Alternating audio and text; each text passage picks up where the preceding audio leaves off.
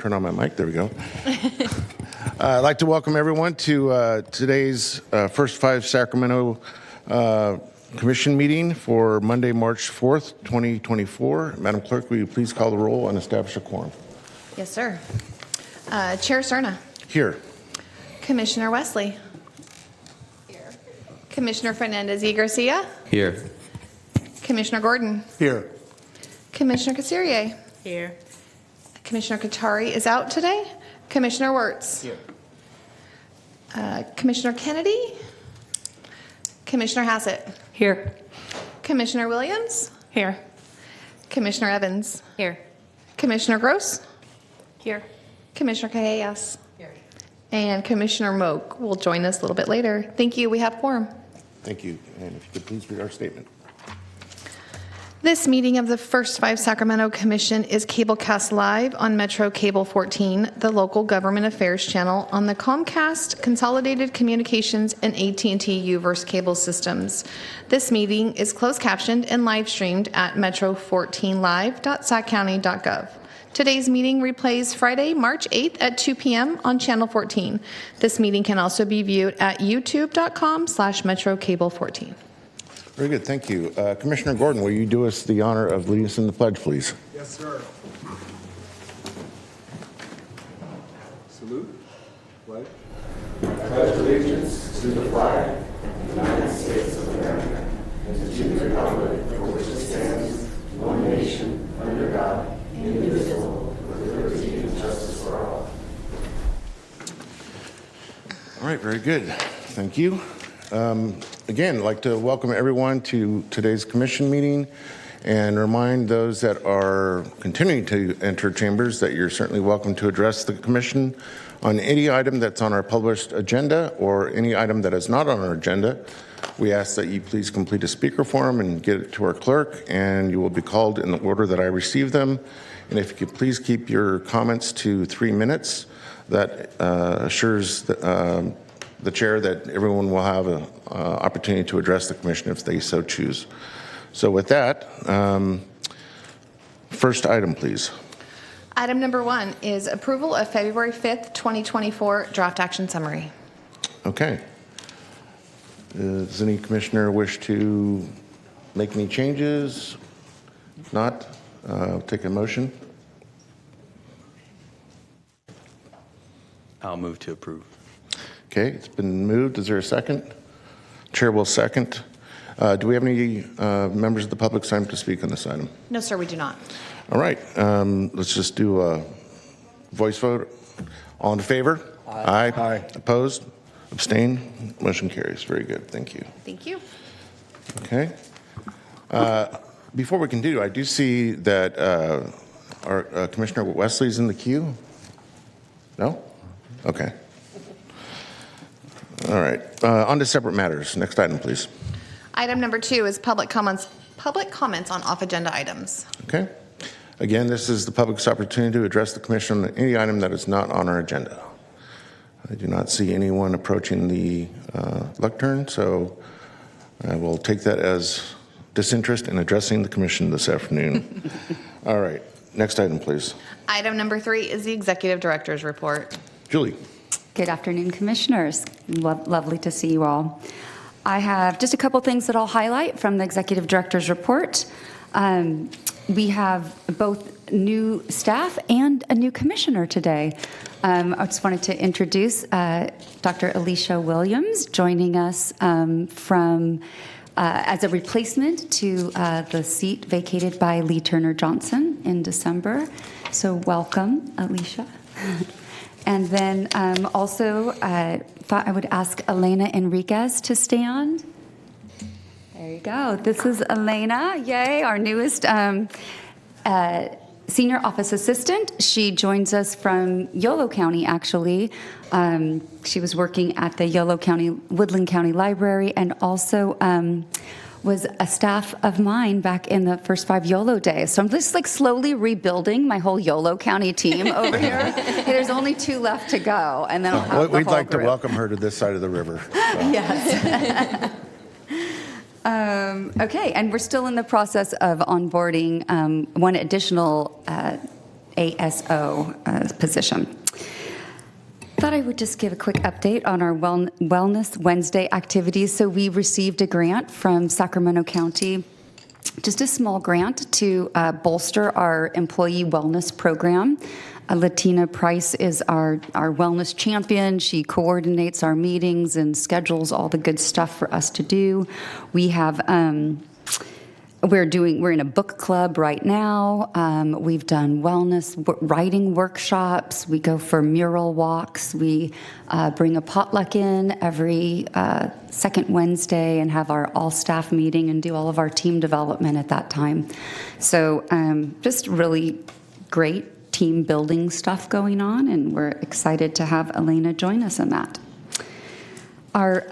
Very happy to state that we got some financial sponsorship for Parent Leadership Training Institute from both HealthNet and Anthem to help us cover the costs that we couldn't cover through the grant from the Public Health Department, and that was primarily for food and transportation for our 40-plus participants this time around, so that's a lot of food and a lot of driving.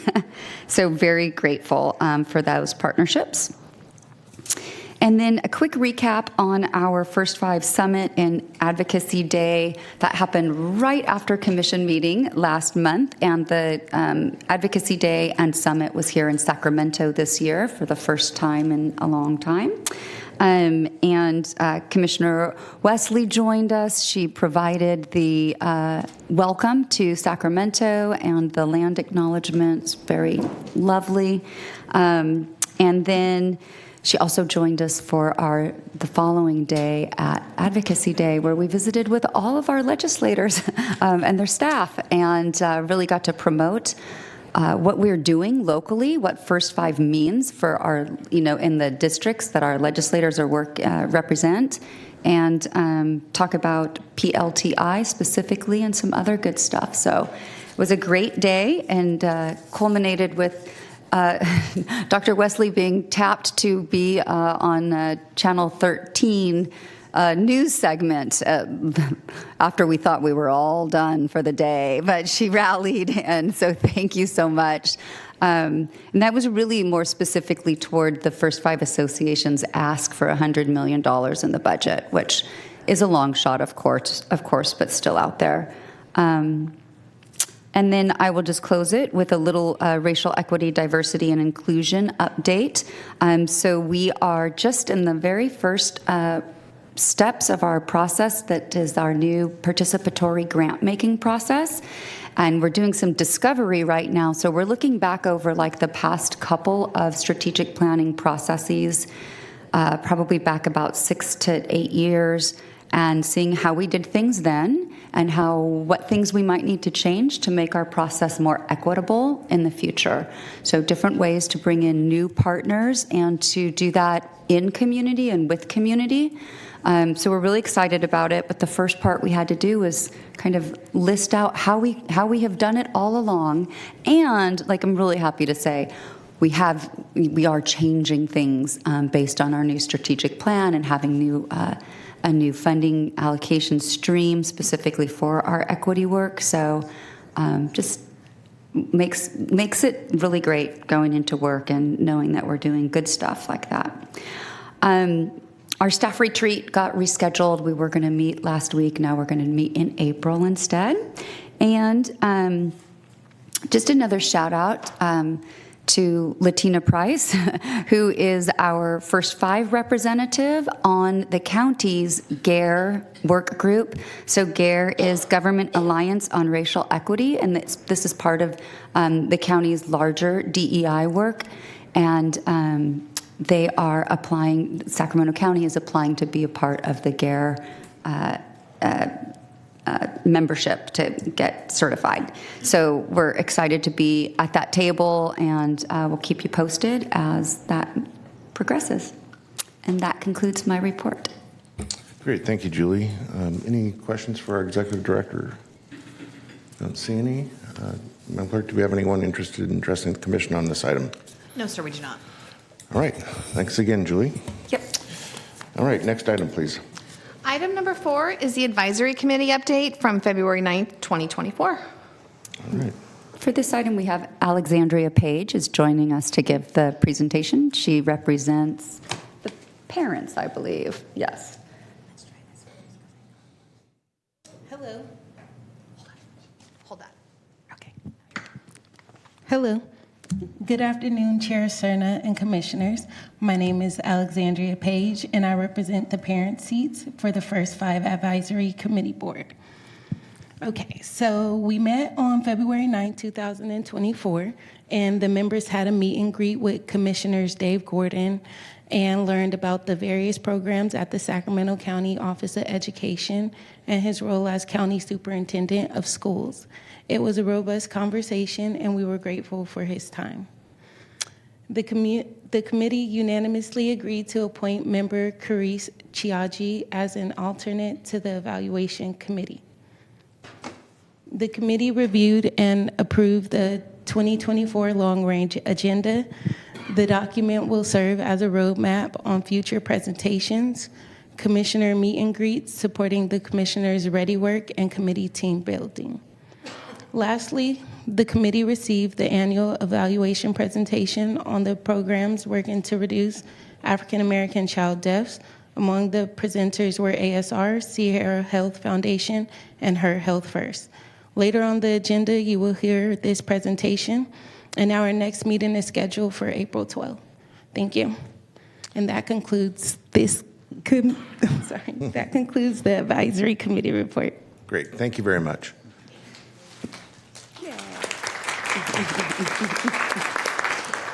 Madam Clerk, I believe the mic should be working now at the lectern. So, all right.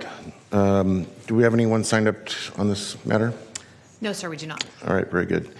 Next item, please. Item number 5 is the evaluation committee update. All right, thank you. The evaluation committee did not meet in this last period of time, so we have no report. Our next meeting is March 18th of this month. And that concludes my presentation. All right. Short and sweet. Very good. Anyone signed up to speak on this matter? No, sir, we do not. Okay. Next item, please. Item number 6, financial planning committee report. Or, I'm sorry, update. I assume that Did not meet. we did not meet, and I assume that the last report when I wasn't here Yep. already was made. Okay, we Yes. didn't meet. Okay. You assume correct. Very good. Anyone signed up to speak on this matter? No. Okay. Very good. Next item, please. Item number 7, Systems Optimization and Sustainability Committee update from February 20th, 2024. I will give a report. All right, we actually did meet. We met on February 20th, and it was actually my first meeting, so it was very informative, but the staff did a really great job of covering the highlights from the First5 Summit and Advocacy Day, which you heard already that I was able to participate in. And really, I just want to also turn and thank the staff. They did an excellent job of preparing the packets and using that as a guide and a roadmap and talking with legislators. And it was very clear to them what our ask was, and they wanted to learn more and more about the PLTI. We also heard at this meeting, our executive director gave highlights about my role in supporting it, but I won't talk any more about me. But it was great. I was glad to be able to participate and lend my voice. We also talked about policy and advocacy activities that are coming our way from Sacramento County's Child Care Coalition budget ask, and looking at how we would secure additional funds to support our child care providers. And you know, our child care providers, I was a teacher once, and their salaries needs much improving to be able to live and work in the same community that we reside in. So we were able to talk about that, and also staff continued or have supported the City of Sacramento's Children's Trust Fund, and also attended Sacramento's mayoral candidate forum. So they provided highlights on that, which was very informative, and also gave a presentation on the Planning, Oversight, and Commission with recommendations supporting children birth to 5. And then what I found very enlightening was Stephanie McLemore Bray from Touchstone Leadership Group gave a great presentation on grant making from an equity lens, and we were able to share some of our ready work on that, and how do you start to look at evaluation and grant making and using a metrics or a rubric to guide that process. And I had never heard of that ever. So that set aside money we have just for equity is going to, I feel, as we continue to work through it, the presentation that was given will help inform us in that work. So, and then coming to a close, we heard from committee members about the application process that we're going through with the Government Alliance and Racial Equity GARE, and us being a part of that process, and again, using our ready work to inform the work. And then our next meeting is April 16th. So that is it. Very good, very thorough. Yeah. Appreciate it. You're welcome. All right, any questions or comments? Commissioner Wirtz. Just a quick question. The presentation on the evaluation and equity piece, is there any chance that could be shared with the evaluation committee? Or Yes, sure. It was an overall presentation on participatory grant making and the sort of the multiple layers of participatory grant making.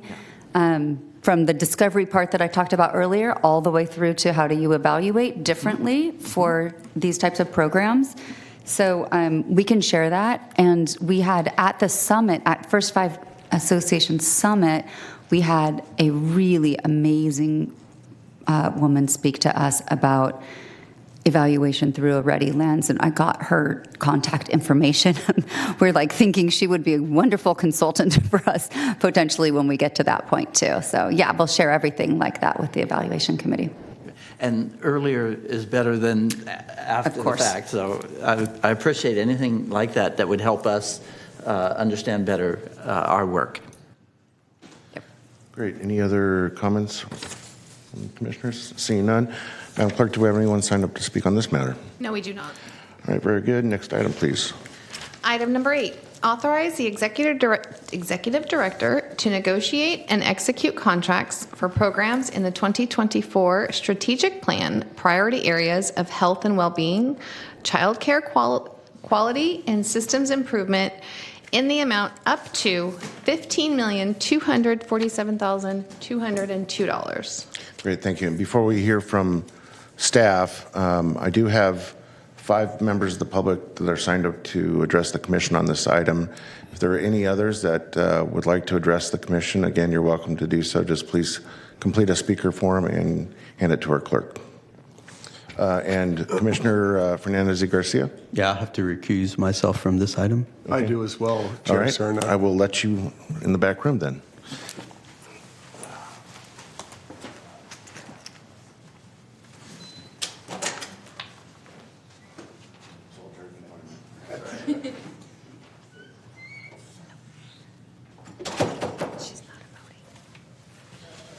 Thank you. Just a comment. Commissioner Wirtz. I just want to say that I thought I might have a conflict, but we contacted staff and council, and my role as a member of the prevention cabinet is not considered a conflict for the child forward, safety forward item. So I just wanted to make that public. Great, thank you for that. Now we'll hear from staff. Okay, great, perfect. With this item, staff are recommending authority to contract with various, a handful of providers for programs and services to be implemented in our next strategic plan for 2024 to 2027. The 3 priority areas of focus today with this group of funding is child health and well-being, quality child care supports, and systems improvement. And this is the second batch. We did 12 million and change at the last commission meeting. We'll do 15 million at this commission meeting. We have more millions at the April commission meeting. And then I think we'll take a break until we get to the racial equity, the READY funds, which will come in about 6 months after we're done with this, because we're sort of phasing them through. So That strategic plan, as you recall, was approved back in April. It's a total of $44.6 million over 3 years. After the strategic plan was approved, we worked on the implementation plan, which set us up to release this series of RFPs and RFAs, requests for proposals and requests for applications. That implementation plan was approved in June, and then we began the process. So the first set that you'll see in the commission letter is the RFP, and that one was released for developmental playgroups for children with exceptional needs, and in the amount of $300,000. And the review process for proposals received in response to that is listed in your commission letter. We went through a three-phase series. We received 4 proposals in total and selected UC Davis Mind Institute as the recommended proposal. As for the requests for applications, we released several requests for applications, and the request for applications is when there's a specific organization that possesses the necessary licensure or history, infrastructure, qualifications, or experience that makes them uniquely qualified to receive this funding. They still had to complete applications, which were still reviewed internally for all the things listed in your commission packet. And then we made recommendations, which are also outlined in attachment 1. For child care quality supports, that is for the Sacramento County Office of Education with a subcontract to Child Action, Inc. in the amount of about $1.6 million. For Infant Safe Sleep Campaign, that is Child Abuse Prevention Council, is recommended for funding in the amount of $600,000. For Empowered Families, the Birth and Beyond Collaborative, which consists of Child Abuse Prevention Center and 9 family resource centers, are being recommended for funding in the amount of $12 million and change. We added one more to this one, which is a different type of procurement process. So in addition to the RFPs and the RFAs, staff are also recommending a contract to be procured through our general services process for a total of $60,000, and that is for the Prevention Cabinet, which Child Safety Forward Prevention Cabinet, which would be a contract through Child Abuse Prevention Council, Center Council. In the amount of $60,000. So a synopsis of each of the recommended programs is in your packet and is in attachments 2 through 6. And those proposed services include the numbers to be served, the dollars, the primary audience, and other details. We did not receive any letters of protest for any of the processes mentioned above, and the Commission's approval of the recommended awards will amount in the $15.2 million of the Commission's strategic plan being allocated, and the funds are included in the spending plan and have been incorporated into the budget for fiscal years 2024 through 2027. So we are recommending that you allow us to negotiate contracts as described in attachment 1. That's all. All right, very good. And I assume the staff that have joined you are here to answer questions? Correct. All right, very good. All right, thank you for that. Any questions of our executive director before we hear from members of the public? All right. As I noted earlier, we do have a number of folks that have signed up to address the commission on this item. First, we'll hear from Renee and Amani.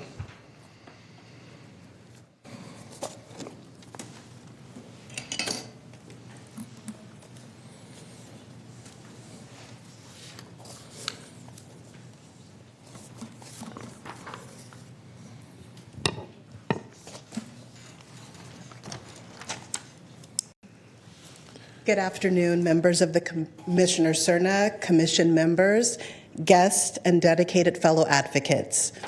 My name is Renee Velasquez, and it is with profound humility and honor that I serve as the manager of two very important programs at the Child Abuse Prevention Center, Black Infant Health and the Safe Sleep Baby programs.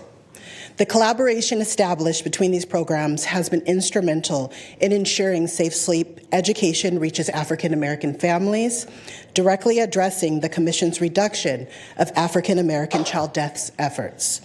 As I stand here before you today, my heart is heavy with gratitude for your decision to extend funding for the Safe Sleep Baby program for another 3 years. This support is far more than financial. It is a profound trust in our mission, offering a lifeline and a brighter future for the families we serve. Each morning, as the sun rises, we are graced with the sacred opportunity to alter the course of lives. Imagine, if you will, wrapping families in an embrace of knowledge, safety,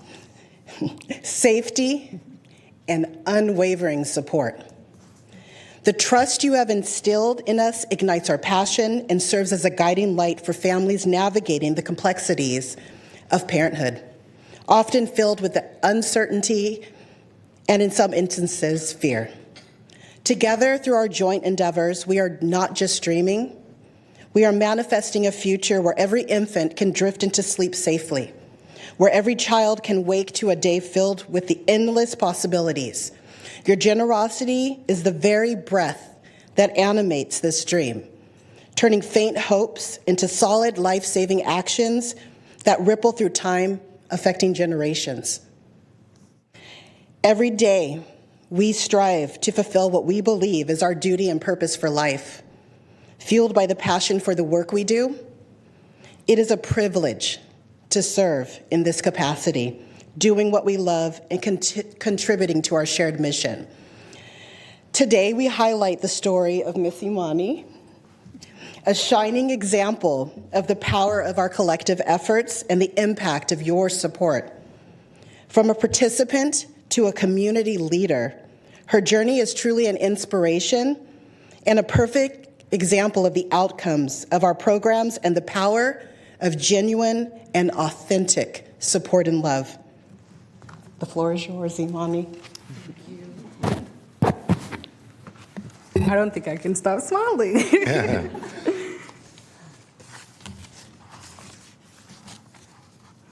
All right, good afternoon, everyone. First, I'd like to thank the First5 Commission, Stephanie Biegler, and my supervisors, Mike Baldwin, who's not here, and Ms. Renee Velasquez. I am both honored and humbled. So when asked to share my story, I believe my exact words was, I'm humbled, but my story isn't that great. I was quickly reminded by Mike and Renee that indeed it is. To me, my story is my truth, and each of us have our own stories that are unique to us. Therefore, I didn't deem mine spectacular. Then I reflected on something that Renee had said at our meeting on Friday, which was, we need to remind ourselves of our why. So I further began to reflect on my story, to recollect my why.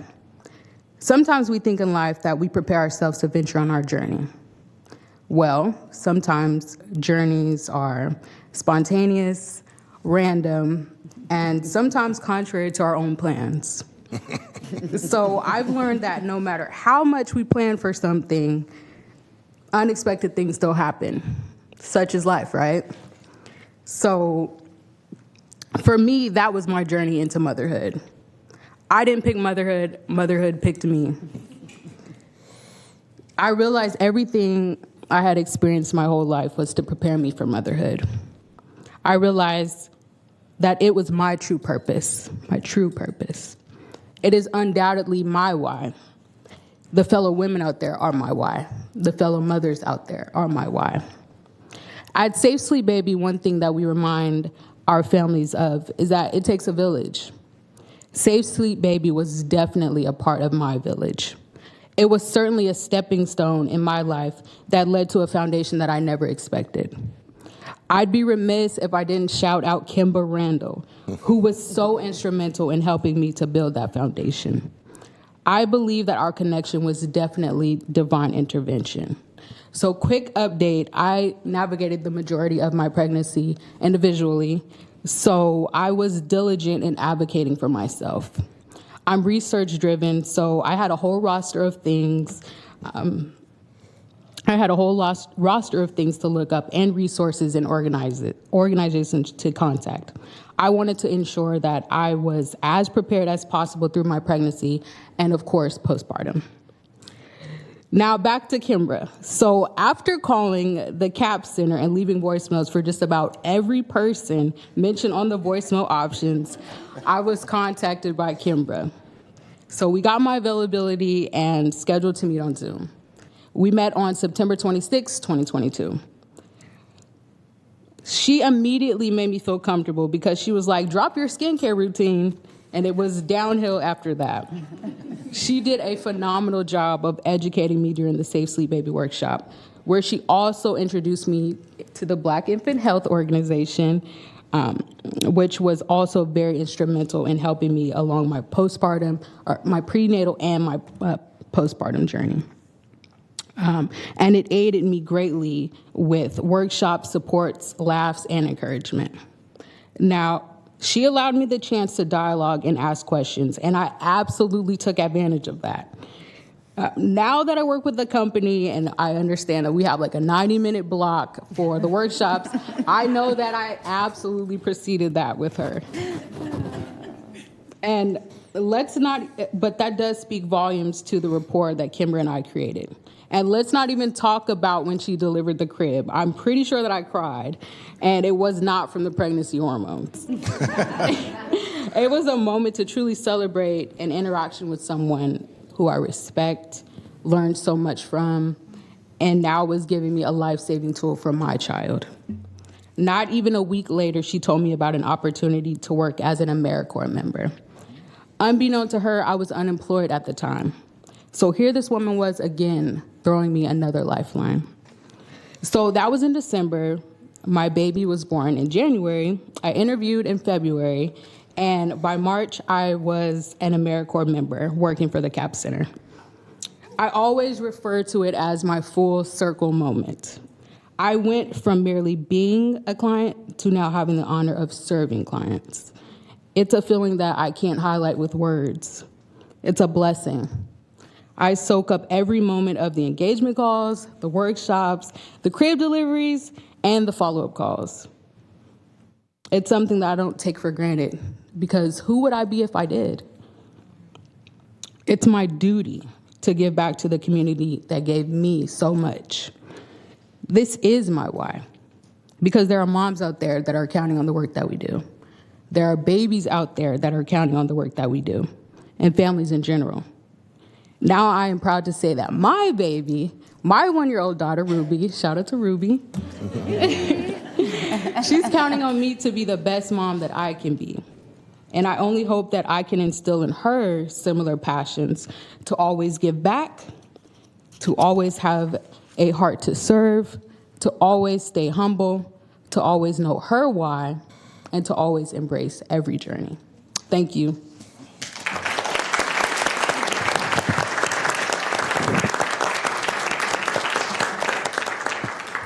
Thank you for those amazing words. And you'll note that I took her off the clock and she went over, but I'll let others do that, but you have to be just as poetic.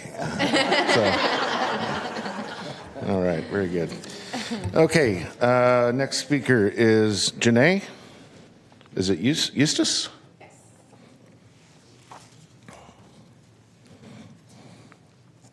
Well, to follow that. Well, I'm very proud to follow that, because to walk up and to say that I am the new executive director, I'm the new CEO and president of the Child Abuse Prevention Center is amazing. So my name is Janae Eustace, and I'm so grateful to be here before you all today.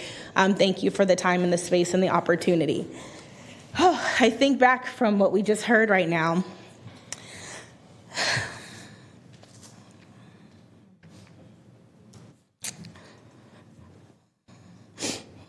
And the commission will get to know me well, that I am an emotional person when it comes to this, only because, thank you. it is that full circle moment. It's very humbling to see that I get to work with and represent these amazing individuals and these amazing programs and be a partner to you all. I grew up in the Sacramento community. I was actually in foster care here. And I emancipated at the age of 18 and was able to benefit from a lot of different programs and opportunities here in our community, in our county. And so to be here today and give back in this way, it means a lot. And to take over a legacy that was really built from Sheila Boxley and her amazing 37 years with the contract period of work is just, it's powerful. And so, excuse me, but I am very grateful. I want to share that when I grew up here in Sacramento community, I grew up in the Art and Arcade and Del Paso Heights community at different stages of my life. And I went on to go to college here in Sacramento and Sac State, Hornets up, Steakers up. And I went on to work for the formerly Child Protective Services organization. So I worked for CPS for 6 years. I worked in informal supervision and court investigation, so really learned the foundations of child welfare and the reason that we have children entering care. And I got to work in informal supervision, which was so powerful because I got to work in prevention.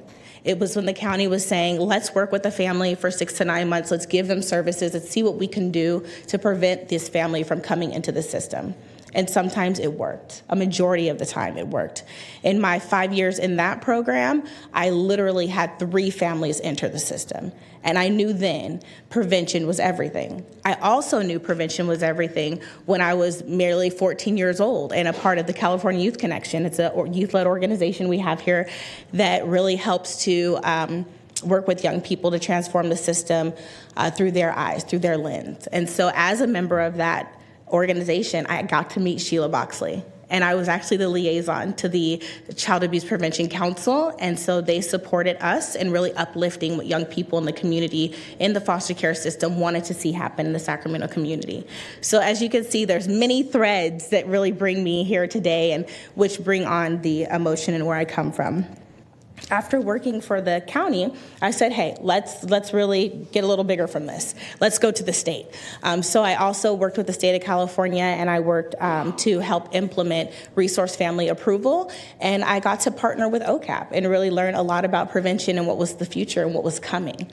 And what I'll say is that the future is here now, right? We're seeing the state and the federal government really recognize that prevention is key. Communities, having strong communities. I love hearing Renee speak about generations. I love that our Black Child Legacy organization talks about generations and having stronger generations. I mean, this is our community. This is how we get to prevent, well, this is how prevention helps to build these strong communities.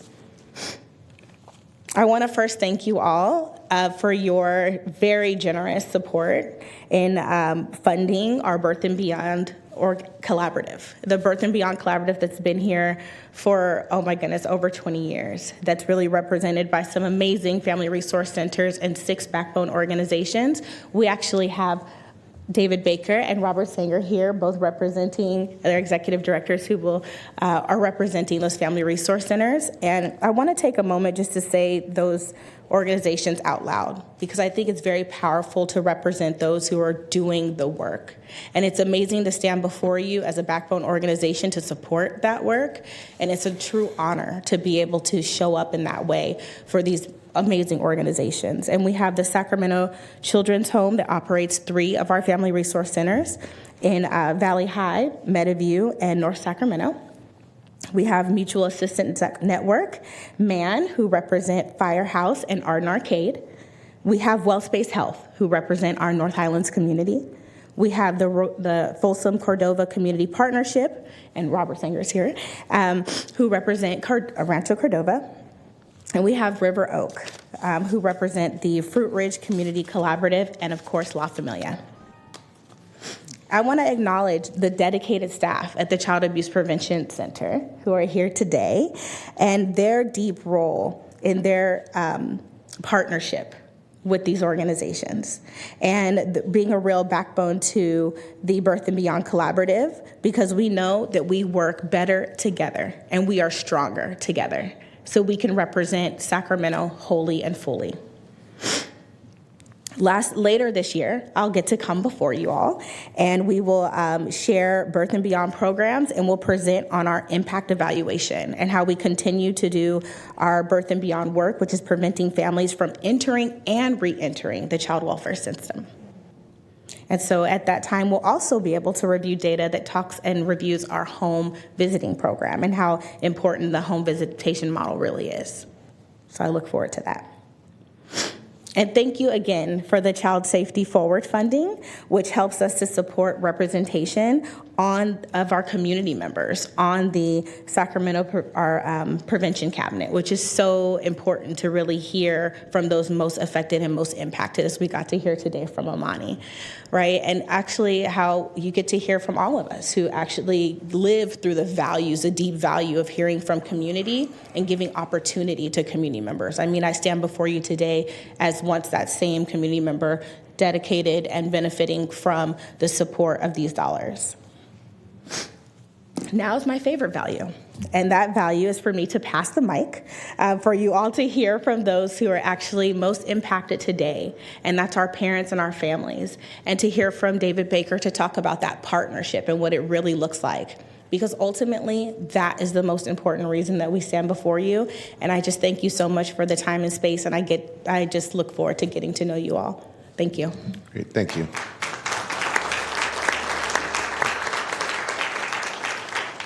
All right, David Baker.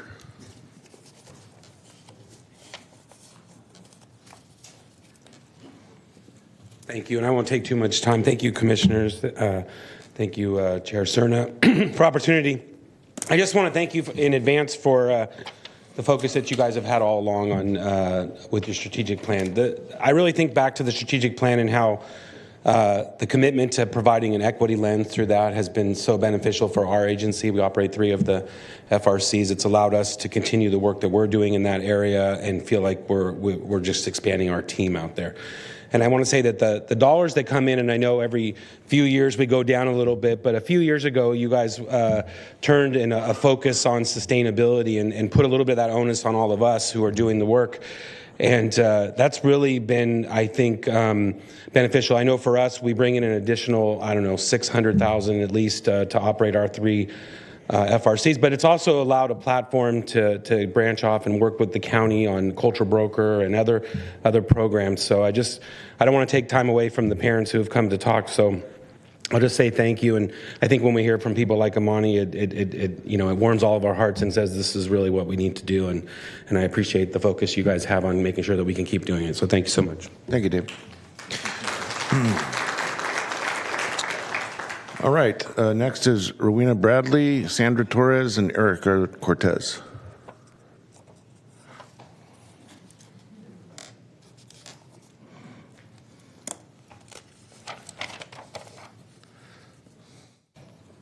Good afternoon. My name is Rowena Bradley. I'm Program Manager for River Oaks Center for Children Family Resource Center.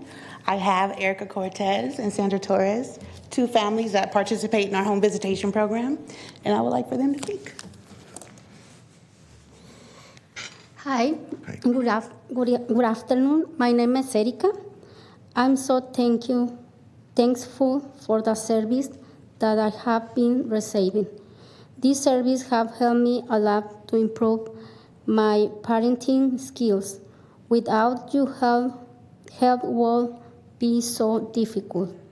So thank you so much, and appreciate for everyone for your time and for help me to be a good mother.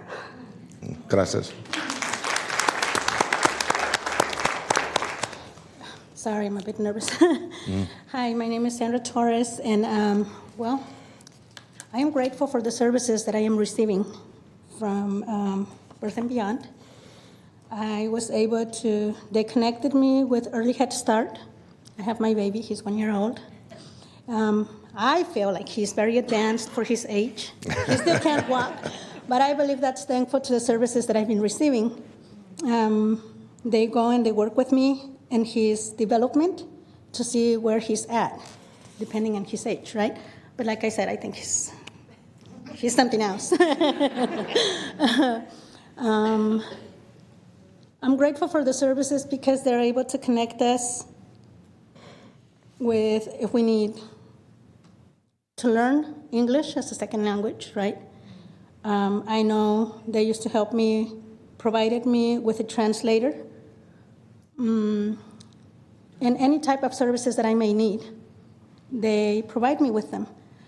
I was also part of the foster care here, you know? So for me to be able to keep on receiving services up to today that I still may need, that's amazing. And I'm grateful to be here today because I didn't know all the communities that come together to be able to provide that for us. And for my culture, that's very, there's no words for me to explain it. No, I'm very grateful. So thank you. Thank you for providing for them so they can provide for us. Thank you. Thank you.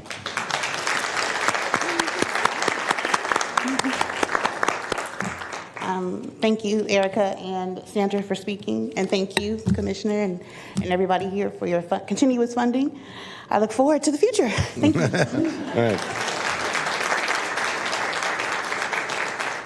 All right. Next is Madeline Sanderson and the Templeman family.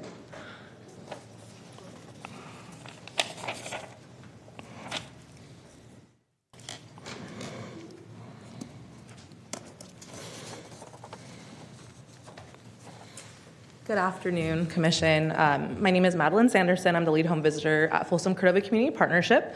And we just want to thank you again for your continuance and funding for the Birth and Beyond program. And I have the Templeman family with us today, Barbie and Terry Templeman, and they are one of our home visitation families. Good afternoon. Good afternoon. Good afternoon. We just are so grateful with Birth and Beyond with Madeline. With our children, it takes a village.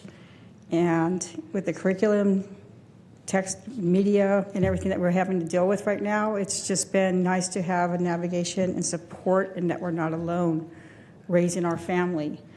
It's been a journey, but without the support for the last 8 months, we've just been in awe and at peace to know that we're not alone raising our children with support and resources. I'm very thankful and grateful in keeping the program going forward and spreading it out there that parents don't have to be alone, that Birth and Beyond is out there to support you, along with all the other organizations.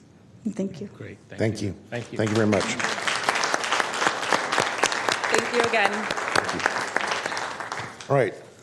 That's the end of speakers for this item. Is there anyone else that wants to address the commission on item 8? All right.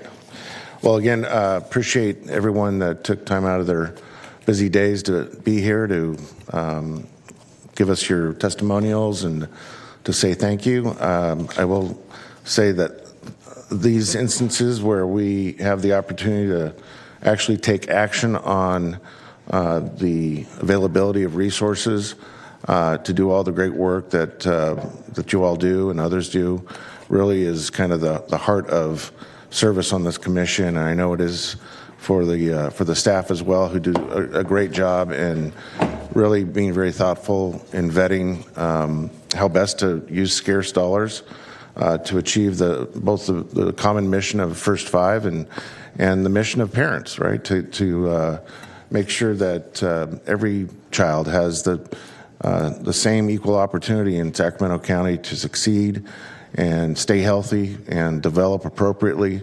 And so, again, I'll speak for my colleagues up here. We love hearing those testimonials. It really drives home why we're here and what we do. So thank you. All right. We do need to take a vote on this. Yes, sir. All right. Commissioner Wirtz? Is it appropriate to Sure. comment? Sure.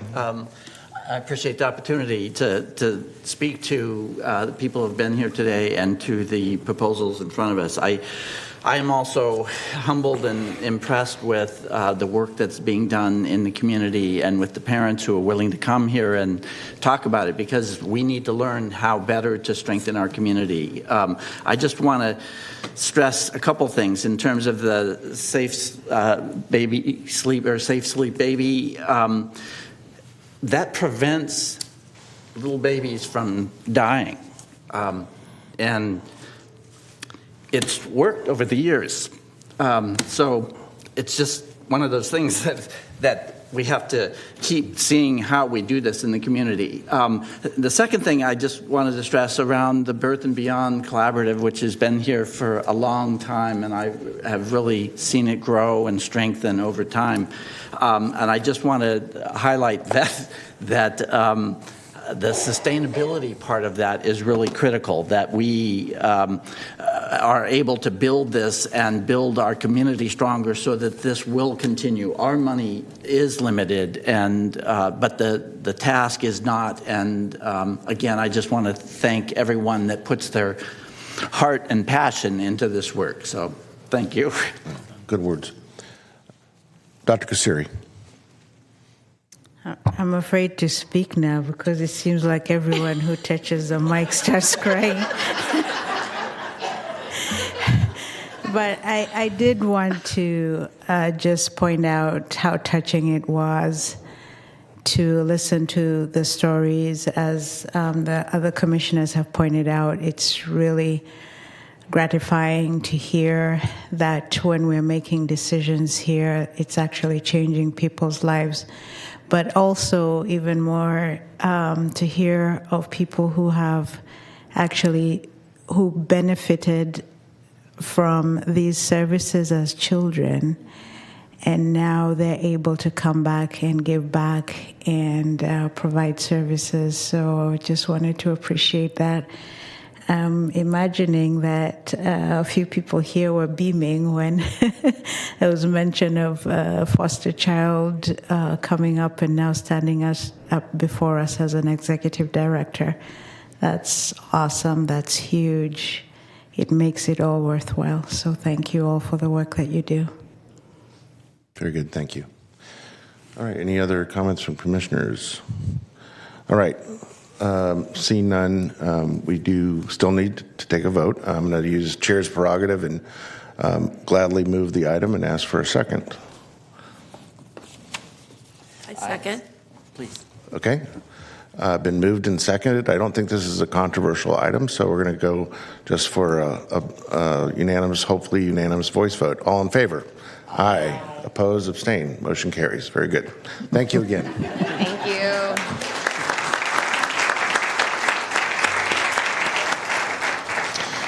All right. Next item, please. Item number 9 is a presentation, evaluation findings from fiscal year 22-23 efforts to reduce African American child deaths and the Black Child Legacy Campaign. All right, very good. I see Linda approaching. Exactly. Linda will kick this one off, and there'll be presenters. Okay, and again, I have 3 members of the public signed up to speak. People are obviously welcome to address this item as well. Just complete that speaker slip for us. Okay. Oh, should we get our 2 that are recused? Oh. I can go over here. Thanks, Ashley. Oh, thank you.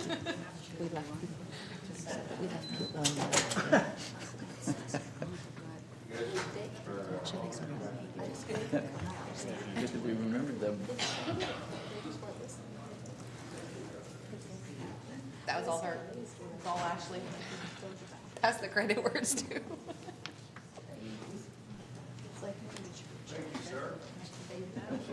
Okay.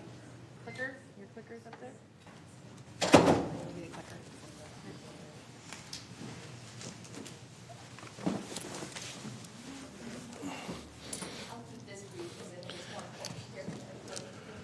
But good afternoon, Commissioners. We're really happy to be here today to present you with our annual Reduction of African American Child Deaths, or RAACD, report. We love our acronyms here, don't we? It actually is hard to believe that we have been at this work for over a decade now. Just take a pause and really think about that. It has been a decade. It's been an amazing, well, more than a decade. It's been an amazing time, and really through your support and your efforts, it's been an inspiration. And I really do think, as you'll see from today's presentation, your support is really making a difference in the community. I just wanted to take a brief moment, as we do every year, to give you a really brief overview for members of the audience that may be new to this work or may not be familiar with the report. And really, one of the big driving factors is that for more than 2 decades now, African American children have been dying at twice the rate of children of other races, and we cannot ignore that fact. We know through the data where the 7 hotspots are in our community where African American children are dying disproportionately, and we know the 4 top causes, which are due to perinatal conditions, infant sleep-related deaths, child abuse and neglect, and third-party homicide. And sadly, we know from the data as well that many of these deaths are preventable, so our work must continue forward. Also, over a decade ago, Supervisor Cerna convened a Blue Ribbon Commission. And that commission was instrumental in really diving into the issue and really looking at the data, but more importantly, coming up with some strategies on how to begin to tackle this work and really involving the community and letting them help to take the lead. It was also through that work that a steering committee was born to really oversee this effort. And so through that work, the Black Child Legacy Campaign was born. And this commission has been involved in the Black Child Legacy Campaign, which is that county-wide effort to really tackle this issue. And we have a goal to reduce African American child deaths by 10 to 20% by 2020. The thing that makes the Black Child Legacy Campaign work so well is that it is based on the collective impact framework. And that is really just to say that we are breaking silos across agencies in our community and really taking that step to do our work differently. We have a shared agenda and common goal. We have shared measurements. We communicate. We have mutually reinforcing activities. And more importantly, we have a backbone organization. So since 2013, the Commission has been investing in partnership with DCFAS to support the Seer Health Foundation as our backbone organization, and they really help to continue to bring all the partners together in this work. So for today's presentation, I'd like to start with the big picture of where we're at and invite the Seer Health Foundation to present some of their activities and some of their findings. And then we are going to have Jordan Kati of Applied Survey Research, or ASR, to share with you some information about our funded programs and how they're doing from fiscal year 22 to 23. She's also going to share some countywide trend data that includes the latest child death data through 2021.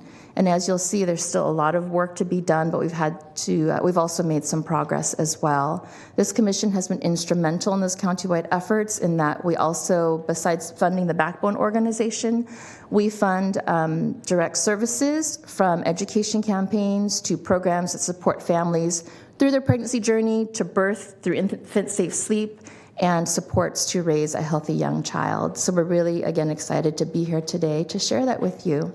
So with that, I'd just like to conclude again to thank you all for your big hearts, your support, and unwavering just dedication to this work for more than the past decade. And let's see what we can do moving forward. I'd like to turn this over and invite Jadida Gomes from the Seer Health Foundation to come and present. Thank you. Thank you, Linda. Thank you. Good afternoon, Commissioners. Good afternoon. Usually I have a sea of green behind me or with me, so bear with me as we get into this. Do I just use this? Okay, cool. Got it. It's really an honor to be here and to continue the partnership with First5 and to move this work forward. And so we're excited to be a part of the collective, and it would not be appropriate for me to go on without bringing in those partners, right, that do the work with us as we are centered and committed to doing this work in community, community-led and community-centered. I have to lift up Sacramento Christian Center, Rose Family Empowerment Center, Greater Sacramento Urban League, Sacramento Building Healthy Families, Mutual Assistance Network, Liberty Towers, am I forgetting? Oh, and Roberts Family Development Center. These folks are the ones that are trusted. And so as we support and add administrative help, they're the ones that actually execute. So we could not do the work without them, and we would not, to be honest, because they're the ones that make the things that we rally for actually executable and impactful. So wanted to bring that up. So they are in the community in these 7 neighborhoods providing intensive case management. And this is something that I feel I have to uplift for them because they don't case manage one person. Right? When we manage, whether a mom or a dad or a guardian, we are managing the whole family. And so they are supporting the whole family with wraparound services. They are also providing mental health support. With the pandemic, that was a need that was exacerbated, and we had to do that to a greater level, and our partners stepped up to the plate to do that. Safe sleep education. We've heard the impact of what that is. And so we are so grateful that those partners are able to provide culturally competent safe sleep education to bring that information to families so that we can prevent those deaths.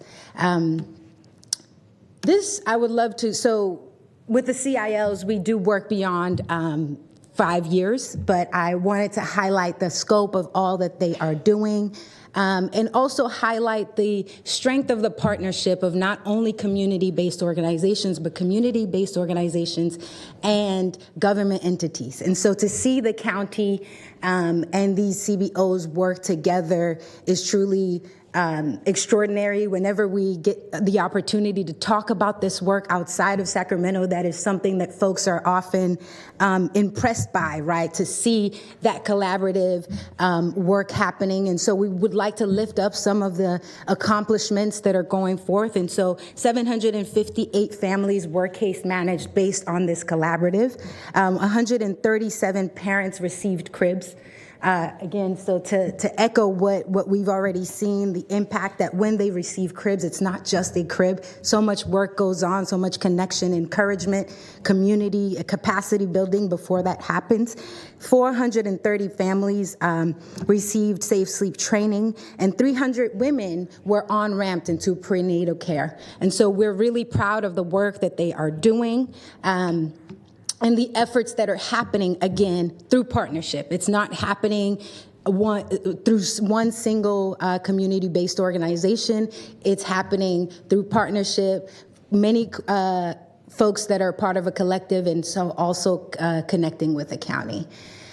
I wanted to highlight today the work, the cultural broker work that is happening in partnership with DCFAS. We are so grateful to be able to support that work and have seen some tremendous impact. I want to highlight one thing before we talk about this is the impact in the cultural broker program engaging not only moms but also bringing in fathers and other folks into the fold to support the youth and the children. And so they are providing culturally appropriate advocacy and liaison. They are supporting with case plans and helping our families successfully, those who have been introduced to the CPS system, successfully navigate and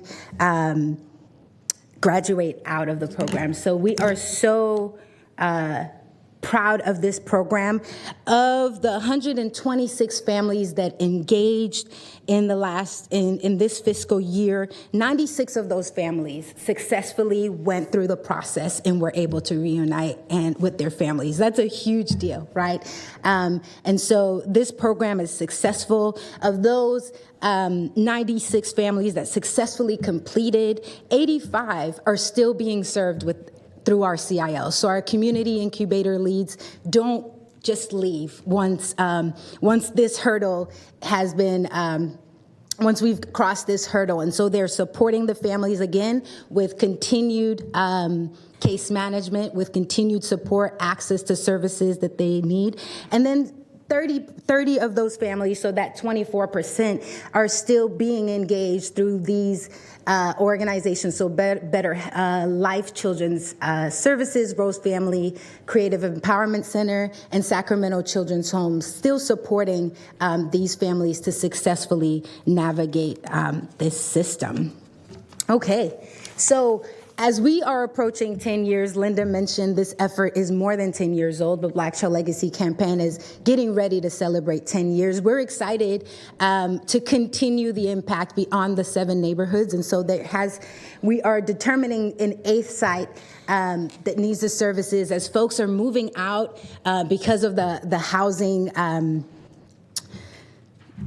challenges. Folks are moving out of the neighborhoods that they have been living in, and so we are excited to launch that and also expand beyond Sacramento. The work that we're doing here is impactful, right? There is no question in that, and we're excited that Sacramento gets to set the tone, not just in Sacramento County, beyond Sacramento County, and I'm hopeful to say beyond California. And so we're excited about that, and thank you for your investment. Thank you for your commitment to continue to lift up this work, to continue to allow the resources so that we can support the families and the community-based organizations and the families to do what it is that they're doing. Our steering committee, I'm sure I feel like I'm over my time. I'm rushing.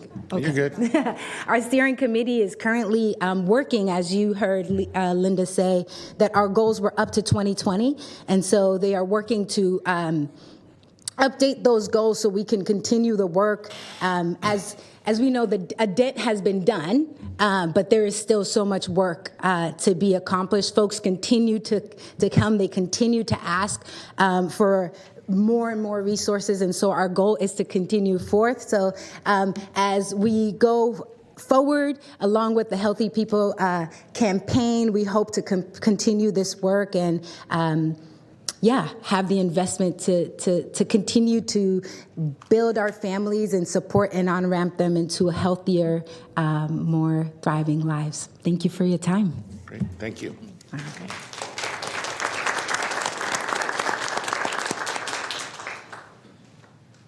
Jordan?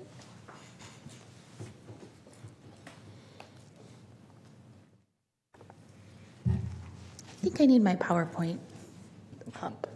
Is it coming? Maybe. Okay. Let me get that ASR prep PowerPoint going on.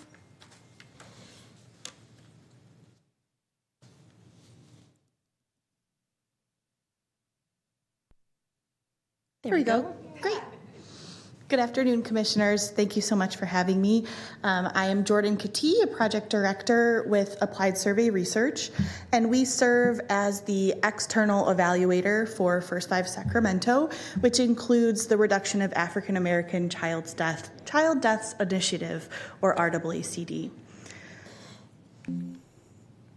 All right, so I'm not going to spend too much time on this as we have talked about it already with both Linda and Jadida giving great sort of background explanations of the initiative.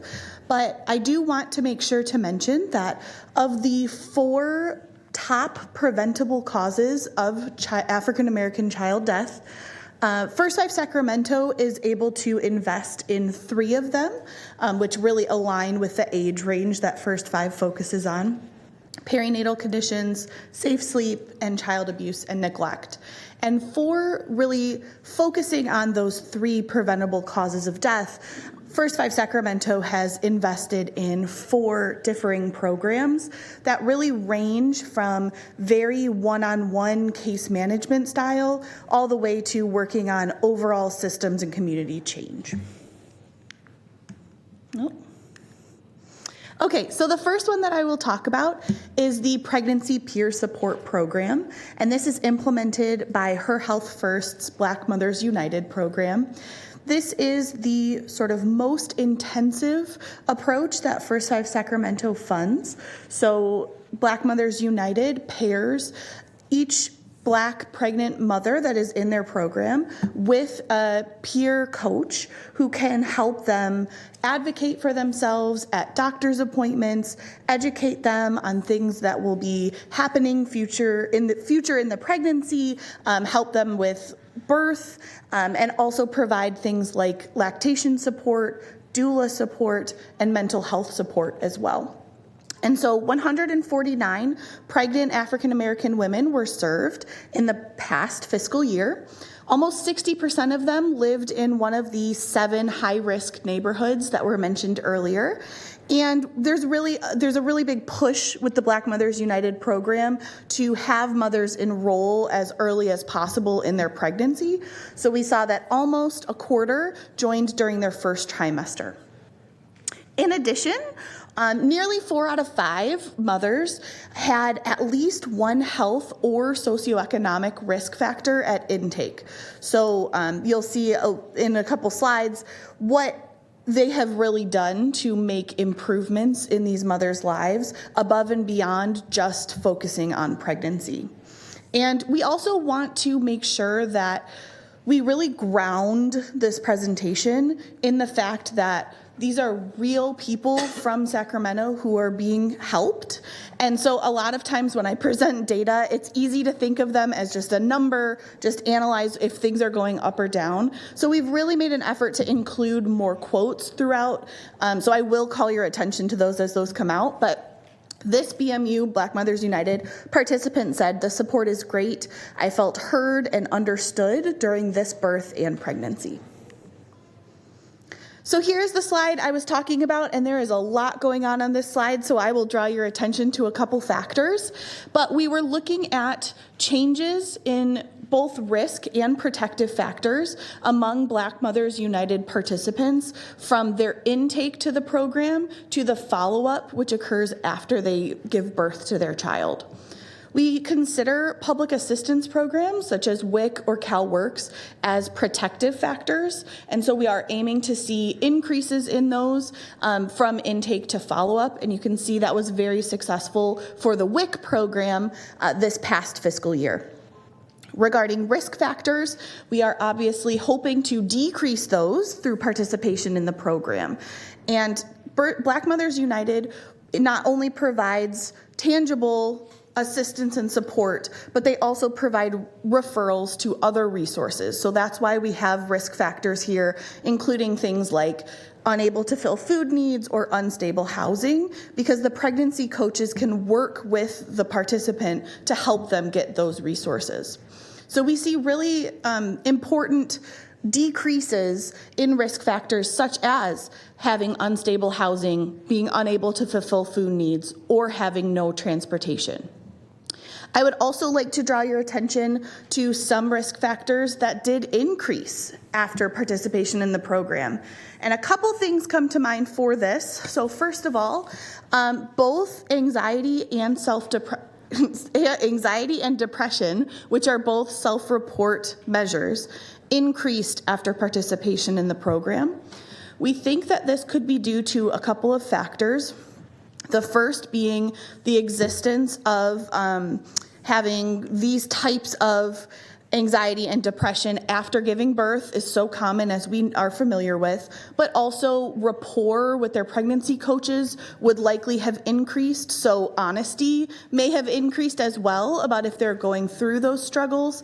And also, especially for the anxiety, many of the mothers who reported anxiety at intake were actually not the same moms who reported it at follow-up. So we're seeing an increase in other participants who were having anxiety. Some positive results, though, in domestic violence as well as drug use as well. So seeing some really exciting results there.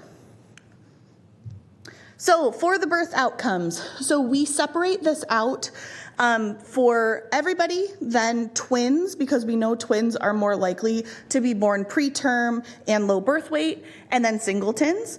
Additionally, this year, which is new that you haven't seen in prior years, we also split out those who were served by a BMU doula in their delivery as well. And so one thing that I really want to point out as just an overall really strong finding is that among all infants, 88% of them were born with both a healthy birth weight and full term. So that's very, very exciting. But even more exciting is within the twins population, 100% of them were born at a healthy birth weight and full term. Really, really exciting. We also see that there were 0 stillborn deliveries and 0 newborn deaths, which are deaths that occur before their mother exited the BMU program. And this is the 4th year in a row that we've seen these newborn deaths be 0.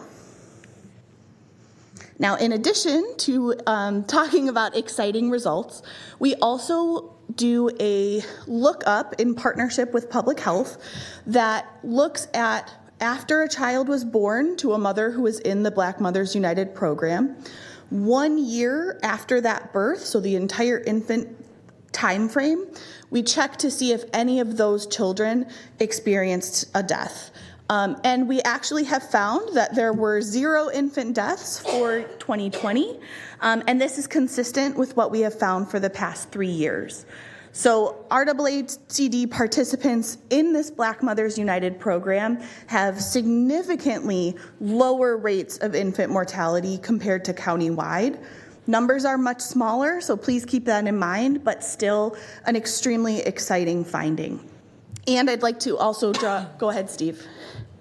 To stop there and listen to that again, that this program has been consistently over these past 4 years helping moms deliver healthy babies with no deaths. That's overwhelming. I don't know how, I mean, I'm not a, can you say something that makes it clear? Yes, Scott. What do you mean? I'm just the announcer guy. What do you? I don't announce that, please. I think the emotional connection of what I think this was such a long running issue that so many people, their careers have been impacted by facing this issue, looking at it square in the face, seeing it the way that we saw the data reflected here, a while back. I will take this moment to say, and finally had someone like Chair Cerna who stepped in and was willing to take it from talking about it. We had so many town hall meetings about this issue that I attended, many of us attended back, 2 decades ago, a decade ago, and it was talk. And finally, someone took it from talk to action with resources behind it. And look where we are. And look where we are. Babies' lives are saved. It's incredible. So there you go.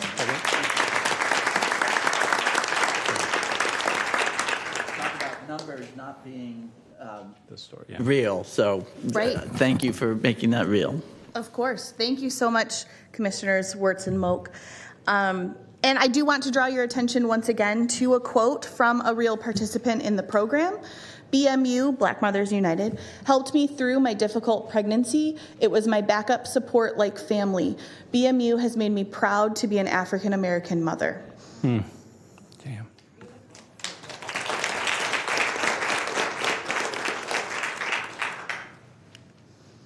I'm now going to turn to the second program that First5 supports. This is the Birth and Beyond Family Resource Centers.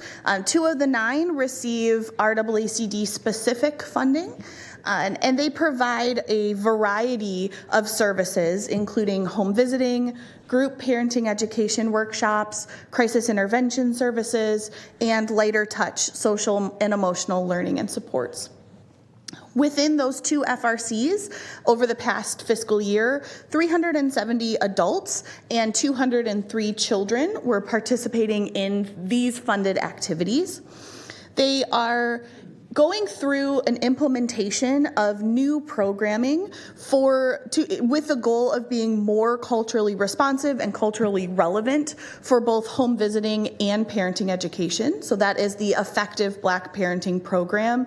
And we are still in this data seeing implementation numbers. So that is why, although still important to look at the data, the N or sample size is quite small for this year, but we expect to see that growing next year.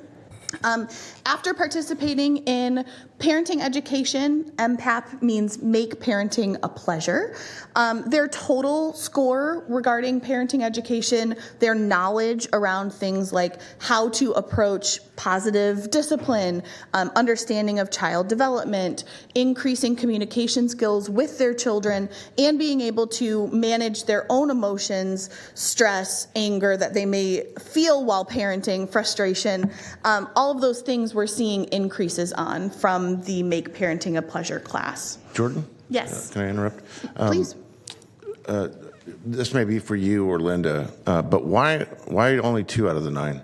I got to believe that we have more overlap with the 7 neighborhoods than just the 2. So in the initial data and looking at the risk factors across the community, those 2 neighborhoods had higher rates of child abuse and neglect, and so we invested in the Valley High South Sacramento area.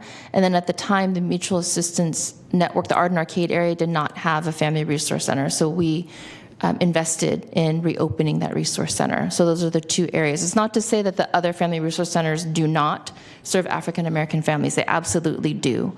But these 2 areas were funded to do more culturally responsive outreach and dedicated outreach to the African American community. In terms of keeping our thumb on the pulse of trends, which is an important part of this, and that's primarily the responsibility of that Jordan has, I assume we have the nimbleness that if we began to see trends go the wrong direction or challenges become greater in one of the 4 areas, or one of the 3 areas, I should say, or all 3 areas that First5 really addresses, that we could try and shape or redirect resources to add BCLC and RAACD activities at additional family resource centers, correct? I think so. I think At this point, it would be redirecting funds from elsewhere that have been allocated, so that does get a little tricky. Well, but I mean, but First5 is not the only funder. Correct. Yeah. So the county itself is a Correct. funder. So Yeah. I'm just kind of thinking out loud here that we ought not to just kind of be satisfied with the 2, is, I guess, is the point I'm trying to make here. So, all right. Thank you so much. The next program that I'm going to talk about is Safe Sleep Baby, which provides parents with a 1-hour parenting education workshop specifically focused on how to safely sleep your child. The partner here is the Child Abuse Prevention Council. And in addition, if a parent expresses that they're unable to currently safely sleep their baby, if they do not have a place to sleep them, they will also provide them a crib through the Cribs for Kids program. So you can see that 832 caregivers were trained in the past fiscal year. That's overall. Just under a third of them were African American, and 64% of them lived in one of the focus neighborhoods. There were 546 cribs that were distributed, again, just under a third of them to African American caregivers. In addition, Safe Sleep Baby also trains community-based service providers and healthcare workers on the importance of safe sleep. And so we see over 200 community-based service providers trained and 64 healthcare workers. In addition, Safe Sleep Baby education is currently implemented in all 8 birthing hospital systems in Sacramento County. And to pay credence to a Safe Sleep Baby participant, we have a quote here that says, "I would have had to co-sleep with my baby if not for Safe Sleep Baby. I was also educated on matters I did not know of, such as the importance of having infants sleep on a firm mattress." Very, very important. At the beginning of the workshop, participants are given a questionnaire to fill out that they also fill out at the end of the workshop as well. You can see some statistically significant increases in information learned from these workshops. And we have separated out African Americans from all other races because that is the focus of this work. But you can see that there were increases across the board on these 4 indicators and others as well, but these ones had the largest increases. Finally, First5 Sacramento invests in a larger campaign to try to educate sort of the larger public as well as African American mothers specifically. So there was a rebranding done of the Sac Healthy Baby initiative that is now the model of caring. There was nearly 300 organic social media posts, 12 podcast episodes created, as well as a host of community events throughout the year. We have some as examples listed in the bullets for you. Now, I also want to talk about countywide trends. Before we dive into those, I do want to frame the fact that because we get our data for countywide trends from the Child Death Review Team and Sacramento Public Health, sometimes there's a lag in how recent the data is that we're able to present. So the most recent data that we're able to present to you today is from 2021. So please keep that in mind. And also, you are going to see foreshadowing, some increases that are negative in the specific areas that First5 is trying to focus on.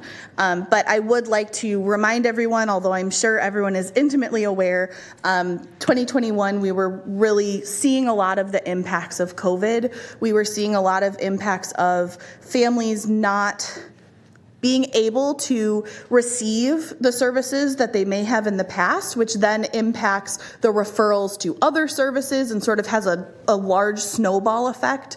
So I would like to just preface that before we dive into the results, because you are going to see some ill-advised, unanticipated changes. So now this slide also has a lot going on, so please bear with me while I orient you. On the far left, we have all of the Blue Ribbon Commission goals.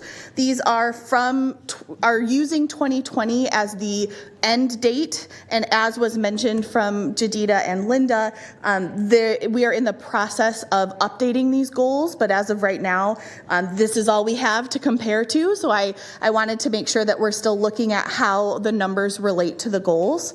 The second column shows what the status was in 2020. So this should look familiar to you from last year, but I just wanted to make sure that was there to ground us, because that was technically the last year of those goals. And then what is in the orange box is inclusive of the current data, so up through 2021. And we have both the percent change as well as the disparity gap. So this is the gap from African American children to all other races as well. So a couple things I'd like to point out. The first sort of extremely positive thing is that for all 4 of these indicators that are within the orange box, we are exceeding the goal amounts. So that is extremely exciting, especially for perinatal conditions where we were not exceeding the amounts last year in 2020. We are currently when we look at 2021. We're also seeing significant reductions in disparities across all of these indicators, 35%, 31%, 43%, 60%. These are huge strides, really, really important strides in all of these disparities as well. So now we're going to look at some graphs of the specific causes of death. The first is just looking at overall infant death. This is inclusive of all types of infant death, not just the 3 causes that First5 is focused on. You can see that African American infants are listed in blue, whereas all others are listed in orange. You can see that there is a decrease in infant deaths for African Americans, but rather slight, right? So an 8% reduction. Again, this is inclusive, though, of those unpreventable causes as well. If we just take a moment to look at the specific numbers year by year, so that is what is highlighted in yellow of African American infant deaths, you can see that we reached a sort of valley in the number of deaths in 2016 with 12, but then those have crept back up. In 2018 it was 23, and in 2021 it was 21. So we're seeing the number of deaths increase, but I also wanted to use this slide to be able to ground us in the fact that the numbers are still quite small, even though one death is too many. I do want to make the point that when we look at some of these specific causes of death in the next few slides, that having one additional Black death compared to the year prior may look like a very large spike in the graph. So I just wanted to make sure that we knew sort of the numbers that we were working with there. Okay, so this is infant death due to perinatal causes. This is our exciting finding from this year.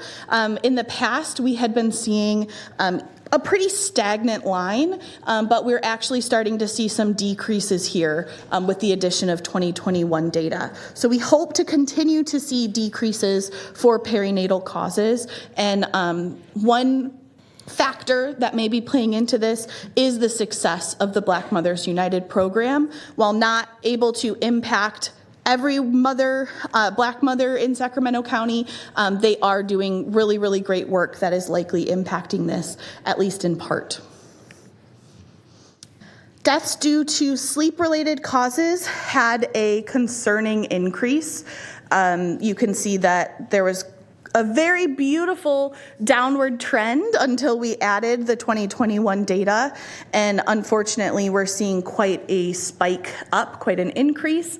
Again, this could be due to COVID and the lack of referrals and lack of resources to learn about the Safe Sleep Baby program and to be able to enroll. Jordan, can I ask a question? Do we have any? Please. Do we have any empirical data that suggests there was any kind of change in behavior, unique change of behavior associated with the pandemic, where we saw, for whatever reason, isolation within a household, more parents co-sleeping, that kind of thing? So I know that there have been reports of parents being concerned to bring their children out, separate their children from themselves. I'm not sure if that extends to co-sleeping or not. I could look that up for you, or if anyone else is aware. But I would say that that is a logical next step, but I don't have the data for it. Okay, thank you. Mm-hmm. We also saw a spike in child abuse and neglect homicides in 2021. And I would like to also explain that this is one of the situations that I was talking about where very few low numbers have a very large impact on a graph. So for the prior 2 years before 2021, child abuse and neglect homicides among African Americans were 0. And for 2021, it was 2. So obviously no death is okay, but I did want to just make sure that that you all knew that the increase in the graph here is because of those 2 deaths. I think it's important too to point out that some of these graphs are rates per 1,000, some are rates per 100,000, right? Sure. Yes. So great catch. So rates involving children 0 to 5 are all out of 100,000. Rates involving infants are out of 1,000. So thank you so much, Chair Cerna, for pointing that out.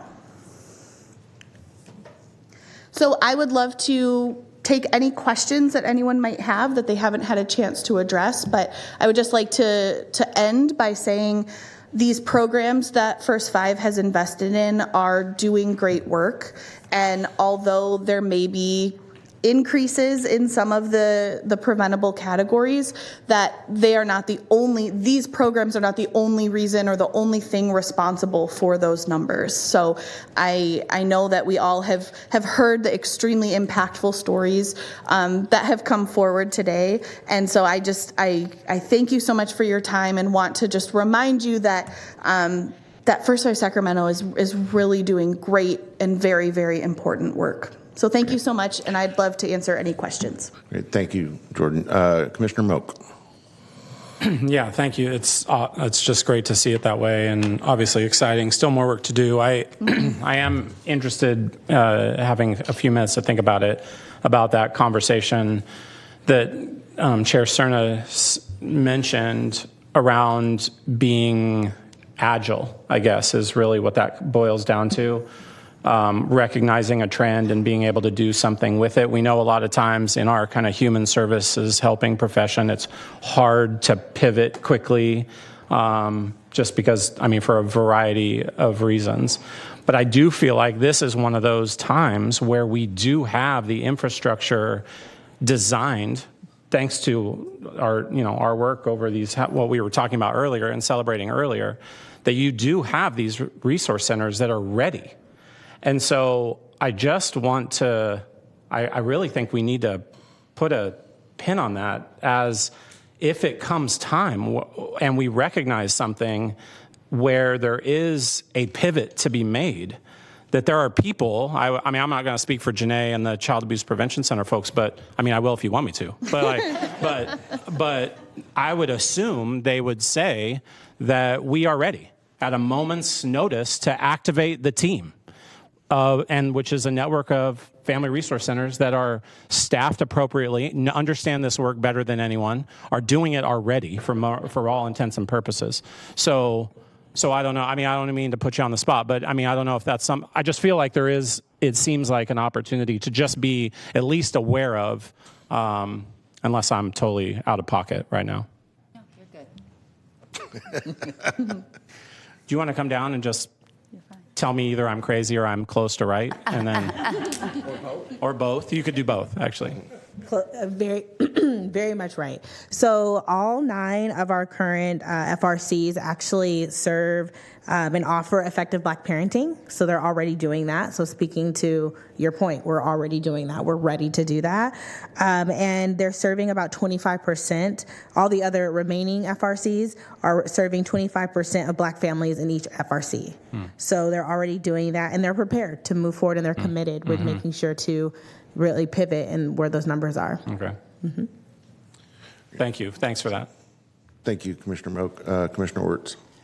Yeah, following on that, I wanted to just make a couple comments. And I think the closest one that responds to Scott's point is that Her Health First serves a limited number of pregnant moms and is demonstrating consistent results on that, and it needs to be expanded. Right. That's the bottom line.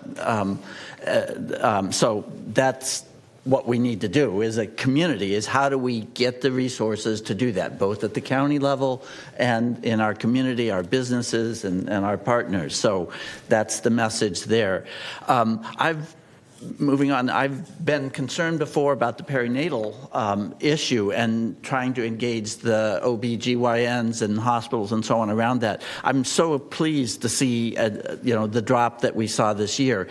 1 year doesn't make a trend, so I'm still concerned. I want to see that continue to go down, obviously, and I think we will do some work around engaging our medical professions around this issue, because there are some unique medical aspects as well as community parts of that. But then the sort of the final point, I'm going to say a negative thing first and to frame what I'm about to say. So the report, I'm quoting from the report. The report says that African American infants were 4 times as likely to die from an infant sleep-related death compared to all other groups. Now, these are all small numbers, but that is horrendous to see that. And that wasn't necessarily 4, but it was at least 3 or so over the last year, so it's not a new thing. So all of that points, again, to the value of this project, the reducing African American child deaths. There are structural and institutional and historical reasons why we can't, with just simple programs, address these issues systematically enough to change this historical trend that has existed. So I just take this opportunity to point out that the reason for this program is because there are fundamental structural and institutional reasons why we as a community and as a country have continued to allow this differential and disparities that are not, they're not equal, they're not just, and they're preventable. So I just take this opportunity to say that this program focus on African Americans is based in a long evidential basis for why we do this and why it needs to continue. So we need to expand those successful programs. We have to be agile to make sure that if programs aren't working, we fix them. So both of those things need to happen. So thank you. Thank you, Commissioner Wirtz. Commissioner Fernandez y Garcia. So just adding to that conversation around adapting programs or changing programs to meet needs, my concern is with the fact that we get all of our data in such a delayed time frame, right? And I think the infrastructure is there to make whatever changes we need to make, but if we're doing everything 2 and 3 years behind, then that is where I think that we could have some improvement. I don't know how we can do that. I don't know if there's other, if First5 can put resources to gathering data that won't come from other sources in a timely manner. There might be other ways to look at things that we can build ourselves. But I think that in terms of adjusting to meet outcomes is the bigger question. The point's well taken, and correct me if I'm wrong, Jordan, but the way we get our data is through the death review teams. Correct. Right. Yeah. So we just received this data in January. Right. Which I know there's folks in the audience that have participated in those reviews, and that's a very involved process, a lot of moving parts, a lot of different professionals, including the DA's office and others, that are documenting the circumstance of every single child death in the county. It's not an easy lift, and I'm not trying to make excuses for the delay, but it's kind of the nature of the beast when there's a level of specificity that I think we all want to have in terms of understanding those circumstances, but that takes time to do. True, but I will say that having the data on the cohort that are involved in the services, we can get that information, right? The outcome for the specific children involved in Black Mothers United, Black Child Legacy Campaign, that we can collect. We can. The only thing is, because of that 1 year observation window, we're always going to be a bit behind on that. So True, but better than 3 years, right? right. And if we're trying to expand a program, telling people year to year how great that program is, and with data, I think is invaluable, right? Commissioner Wesley. Sorry, this has hit me hard. Oh, goodness. Great work. I think you said it well about valuing Black lives has not been something that has been done well historically, and it's good to see that Sacramento County First5 is doing that. I actually have a question because I'm curious about during the pandemic where we didn't really know how families were faring, and God forbid there's another pandemic or some natural disaster or crisis that's beyond our control. Is there a way for us to have some type of service or programming with Black Child Legacy or Black Mothers United? I mean, I'm just thinking about some of the programming that I've seen done at governmental levels. School districts is one, but just looking at those kind of models of how we reach those families, because it seems very much that the relational and cultural relationships is what's mattering. How do we do that? Is there a way to do that through a device to push out supports and resources when we can't reach them in person like we would like to? That's a great question. Thank you so much for that. I do have a couple of thoughts. So the first is that the pandemic obviously was horrific, but one positive thing that did come out of it was it helped to create the infrastructure of being able to virtually have visits with the pregnancy coach or home visits through Birth and Beyond, where those may not have been an option in the past. And so that has really increased accessibility for those, whether or not there's going to be another pandemic or another unforeseen circumstances. But even if a mom has an easier time connecting with a pregnancy coach via phone call or video message, that is something that now is in place and is able to be done. So that is something that has been positive, that has really come out of this. I think it was obviously a huge learning curve for everyone involved, but especially for funded partners, for how to provide services through social distancing, through virtual technology means. And so things have come really far with that specifically. I think they definitely still could continue to branch out, try to improve accessibility for people who may not have access to internet or may not have access to a smartphone. Things like that can continue to improve, but we've come leaps and bounds from what I have heard since the pandemic because of that. And the last thing is on the Family Resource Centers. I know we do advocacy for Family Resource Centers at the statewide level, but what is not inserted in the conversation, where our state legislators are making decisions about whether to fund Family Resource Centers, is this conversation on preventable deaths, particularly for the African American community. So I'm wondering, for some of us who work on state legislation anyway, I will be bringing it at that level. But if there's a way, Janae, I'm in some of the meetings with you, if we could bring this to that ask to get our Family Resource Centers better resourced. I like how you think. And just one comment on that. I know that CAPSI participates with CFRA, the California Family Resource Association, who does a lot of that advocacy work, bringing the results. So ASR has partnered with them on some of that work, but I think it could definitely increase as well. Definitely. All right, Commissioner Kasiri.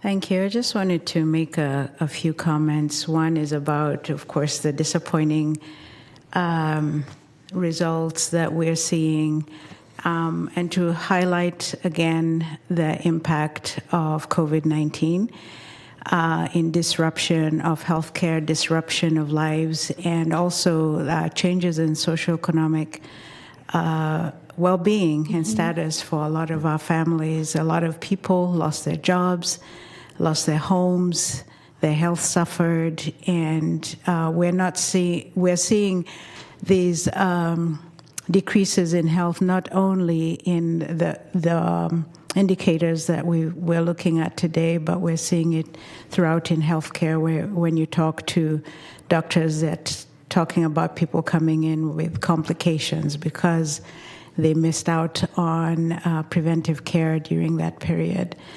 I also wanted to talk again about the fact that there's a lag with the data, because that does come from the county and the system that we use where we enter information about births and deaths is a state system, so they control everything. And we have to wait until they send us the data set for the county, and then we're able to analyze that. So, of course, there's a lot of data cleaning that goes on because some people live in one county and give birth in another, and that all needs to be cleaned up at the state level.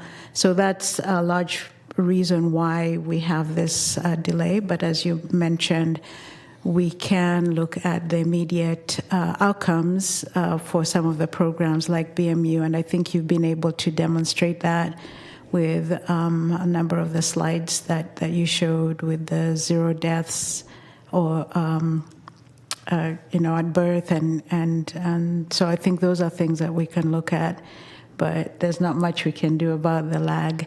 I did want to point out one thing that you didn't highlight on one of your slides, where you were talking about the fact that it seems like there's more anxiety and more depression at the end of the program. But I did notice that the PHQ-9 actually shows what we would expect, which is that there was a lot more depression at the beginning, and then that decreased with the program. So I think that highlights the points that you are making in that. And we do see that oftentimes that as the relationship builds with their peer support, that they're then able to verbalize much better things that are going on that they may not have mentioned at the beginning. So thank you again for the report. Thank you so much for pointing that out. That's a great observation, Dr. Kasiri. Commissioner Wirtz. Yes, thank you. Dr. Kasiri, I really thought that's interesting. I was going to comment on that, accepting it's always interesting in the data world about self-reports and using psychometrically designed measures. So I wasn't going to point that out because self-reports are valuable as well, but there are tools that actually help people better report what's going on with them than maybe more general comments about self-reporting. A couple comments. I still work at the California Department of Public Health, and I still advocate for them to use, to move the data more quickly. The national people are working on that, and we did it with opioids, and it's doable. And I'll just tell you that we will continue to try to get CDPH to do two things, to speed up this process, but also, and I would encourage all of us, I know this goes against some of the county situations, but there is preliminary data that is very useful with understanding of its limitations. As you recall, a year ago, I reported on these 2021 deaths because I use CDC data, so I just urge us to, within CAPC, within the coroner's office, within the county health department, there are ways to use preliminary data effectively and professionally appropriate with its limitations. So I will continue to advocate that as a scientist, as a researcher, that's doable. The final thing I want to say is that as we heard in this report that we voted to, or in our original proposal, well, in the report, we learned about what's happening in 2023. This data we heard about is 2021. So I want to point out that, for example, under the Safe Sleep situation, 206 community service providers were trained and 130 of the health professionals were trained. That's up from what they were able to do during the COVID year substantially.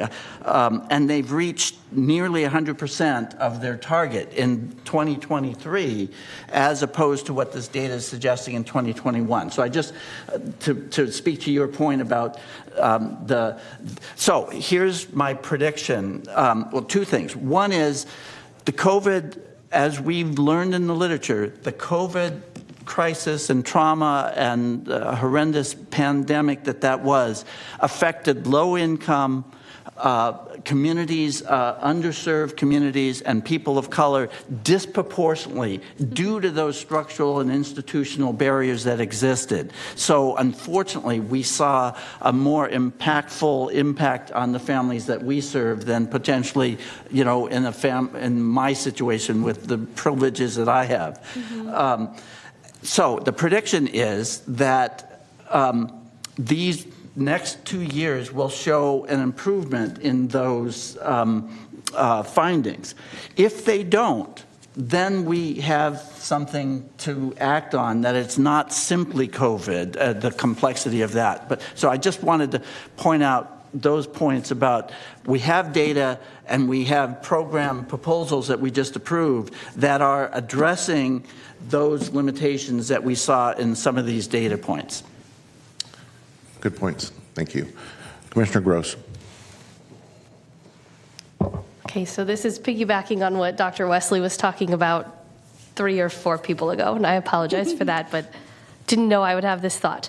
I'm wondering, so she was asking about the the ability to provide services digitally, and I am wondering if we are tracking the effectiveness of a digital style of service model against the in-person model. For example, now that we are in the same year, not comparing a COVID pregnancy to a today pregnancy, but if we had 2 different moms who are, one's receiving most of our services via Zoom, via calls, check-ins in that way, and another is able to get the in-person services, are we able to compare the effectiveness on those measures such as depression, anxiety? I'm just asking about the effectiveness. Do we know how effective the online delivery model is? Yeah, that's a great question. So currently, no, we do not have any analyses on that. I think that could potentially be a really interesting special study deep dive that we could do. But I will say, I think also that having connections virtually may be more beneficial for people with certain personality characteristics who may be more introverted or may not want someone coming to their home, compared to someone else who in person may be the only way that they can really connect. So it might not be as simple as just virtual versus in person, but it also might need to take into consideration some other characteristics about what the person receiving the services wanted. Mm-hmm. And can I add to that, Jordan? I think the strength of the Black Mothers United program is that each client that comes in the door, they start off with a very in-depth needs assessment. And then they get a care plan that is tailored to that person. So what someone may prefer or need is going to be vastly different. Some people might need more help with like transportation to appointments. So that requires more of an in-person type thing, as opposed to like someone, like Jordan mentioned, just prefers, something more virtual, or maybe they work different hours. And so virtual works better for them. So it might be a little bit hard to compare, but it's a really interesting thing to look at, for sure. And I think all of the programs have really had to pivot really quickly with the pandemic, and they have done amazing things to the extent that, when some moms were delivering and they were no longer able to have more than one person in the room and they really wanted their pregnancy coach in there, they got permission to be like, can we bring an iPhone or an iPad in the delivery room? And that coach was there via a screen, but still there supporting the mom. So that's where they're able to really be creative and advocate for the client and adapt very quickly. All right. Hi, go ahead. Kenya with Her Health First Executive Director. One of the things that we did do, we pivoted pretty early, but in our services from conception, we have always wanted to meet the mothers where they are. So we would do it in combination. We didn't have a platform before to talk to moms virtually, and we invested in that with your dollars, and so that was very successful. But we've always had an opportunity to meet moms through being in person, in home, or a location that they chose. It might be a phone visit. We always had some parameters around that. So I think it was like once a month we had to have a in-person visit, so you get hands-on touch feel in person of what might be going on with that mother. But we have always had the ability to talk to them through phone and do FaceTime and or texting and or phone calls. So I just wanted to share that. Great. Thank you, Kenya. All right, we do have a number of, or we have a handful of speakers here. Kenya, I don't know if you wanted to speak further? Stay on up here, huh? Good afternoon, commissioners. My name is Kenya Fagbimi. I'm the executive director of Her Health First. And I wanted to say that, I grew up in Sacramento, And I was a teen mom. I grew up right in Meadowview area. And I remember just not having enough knowledge of what was here in Sacramento. I was really isolated and disconnected to what's out here in Sacramento. And it's one of the drivers for me is to make sure that, all of our moms have information, that they're not walking through life without information. And when I say through life, it's because we're not only dealing with a mom and her pregnancy, we are taking care of a lot of things that go on in their family, within their parenting style.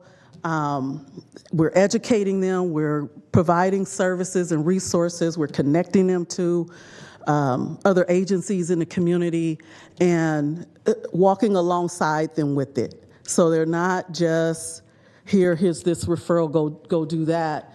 We have found a way to build relationship with each mom that we serve, and not only just the pregnancy coaches connection, it's all of us, our entire team, which some of them are not here today, but our entire team, when we have our group settings, our moms are our moms. So I can tell you a story with one of our moms many years ago. I was Kevin McCarty's one of his unsung heroes in 2018, and I was recommended for that because of a mother that was working for him at the time who I had served.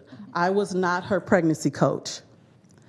I had stepped in because in this work, it can be very challenging as you navigate your own caseload as well as the needs of your mothers. Some mothers need more than others. And so that pregnancy coach didn't have the capacity to serve that mother and what she needed. So I stepped in. So although she was not my client, and each one of us will do that today. If it's not it doesn't have to be, they're all our clients. And so we step up when we need to step up and how we need to step up. And so for that mother, I was transporting her to doctor appointments and wherever else she needed to go. And she remembered that. And several years later, I didn't know how I became this unsung hero, but it was because of her, because of how I impacted her life at that time. And so there's so many mothers that we are impacting. Your dollars have shown and proven that it is working, that we still have a steep hill to climb when it comes to this systemic issue, but the model that we have put forward with your dollars is working. And we're going to just continue on the work and the path that we have and grow and learn. And we learn a lot from the mothers that we serve. Quite a bit of the mothers that we have served have become employees of our agency. And so we're creating jobs for the moms out here as well as providing the services. So I just wanted to thank you all for your attention to this matter, and First5 for your continued leadership and partnership. You guys rock, you're amazing. And we're just gonna keep pushing forward and adapting and changing as life goes on, because we're always gonna be hit with changes and things. It's just gonna happen, that's life. We have been able to adapt. We are resilient people. Black people are resilient people. And we have always been able to adapt through every trend and everything that you see happen in this country and beyond. We figure out a way to adapt. And so it's no different with this program. So thank you. Thank you, Kenya.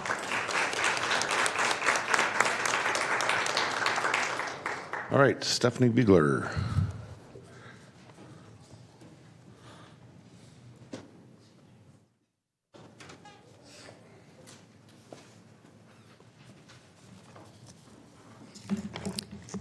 I always think I'm fine until I come down here and stand at this microphone, and I'm going to probably do what Dr. Kay said everyone else was doing, so thank you.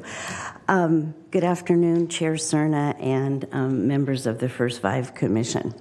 I appreciate this opportunity, and quite frankly, in preparation for this meeting, knew I had an obligation to speak to you about the devastating increase in the number of infant sleep-related deaths in our calendar year of 2021. I first, though, want to start by expressing my heartfelt thanks, though not as well as Renee and Amani did, for your continued funding of Safe Sleep Baby. All of our data, even in 2021, indicates when we do not educate parents, we have outcomes that we don't want. And the outcomes that we so nobly try to achieve day in and day out are saving the lives of babies.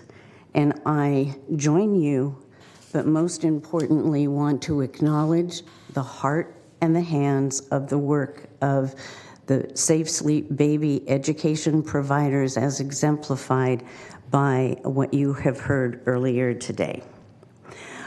I hope to provide you some additional insight about what you have just previously discussed. So as you can imagine, we were pretty devastated when we heard the 2121 numbers when the Child Death Review Team completed its review and its finalization of that year of deaths. And I do want to add one more to the conversation about our timeliness, is that sleep-related infant deaths are all investigated by the coroner. And Child Death Review Team does not complete its review until our coroner's office has presented their final determination on a case. And as you can imagine, we're behind. And I think the conversation before gave us some examples of why we are behind. We just are starting the review of 2022 cases. But I do have something positive to share at the end of my comments with you. What we did at first was to take a look at a deeper dive into the 2021 data. And what we focused on were the months that the deaths occurred. And what we learned, we took a look at 2 years, 2020 and 2021. And we tracked where the months of infant sleep-related deaths occurred. And we found that 2/3 of those 30 deaths occurred from July 1st of 2020, when the governor shut down the state again because of COVID, through June 30th of 2021. So the conversation about COVID as it relates to infant sleep-related death is real, and it happened in our Child Death Review Team. Infant sleep-related deaths affirm that. Why? Because moms followed the advice of their healthcare provider that said, please do not come in contact. You're pregnant, you have a new baby, you need to somewhat, to your point, Commissioner Cerna, isolate your infant from others so that you and your infant do not get COVID.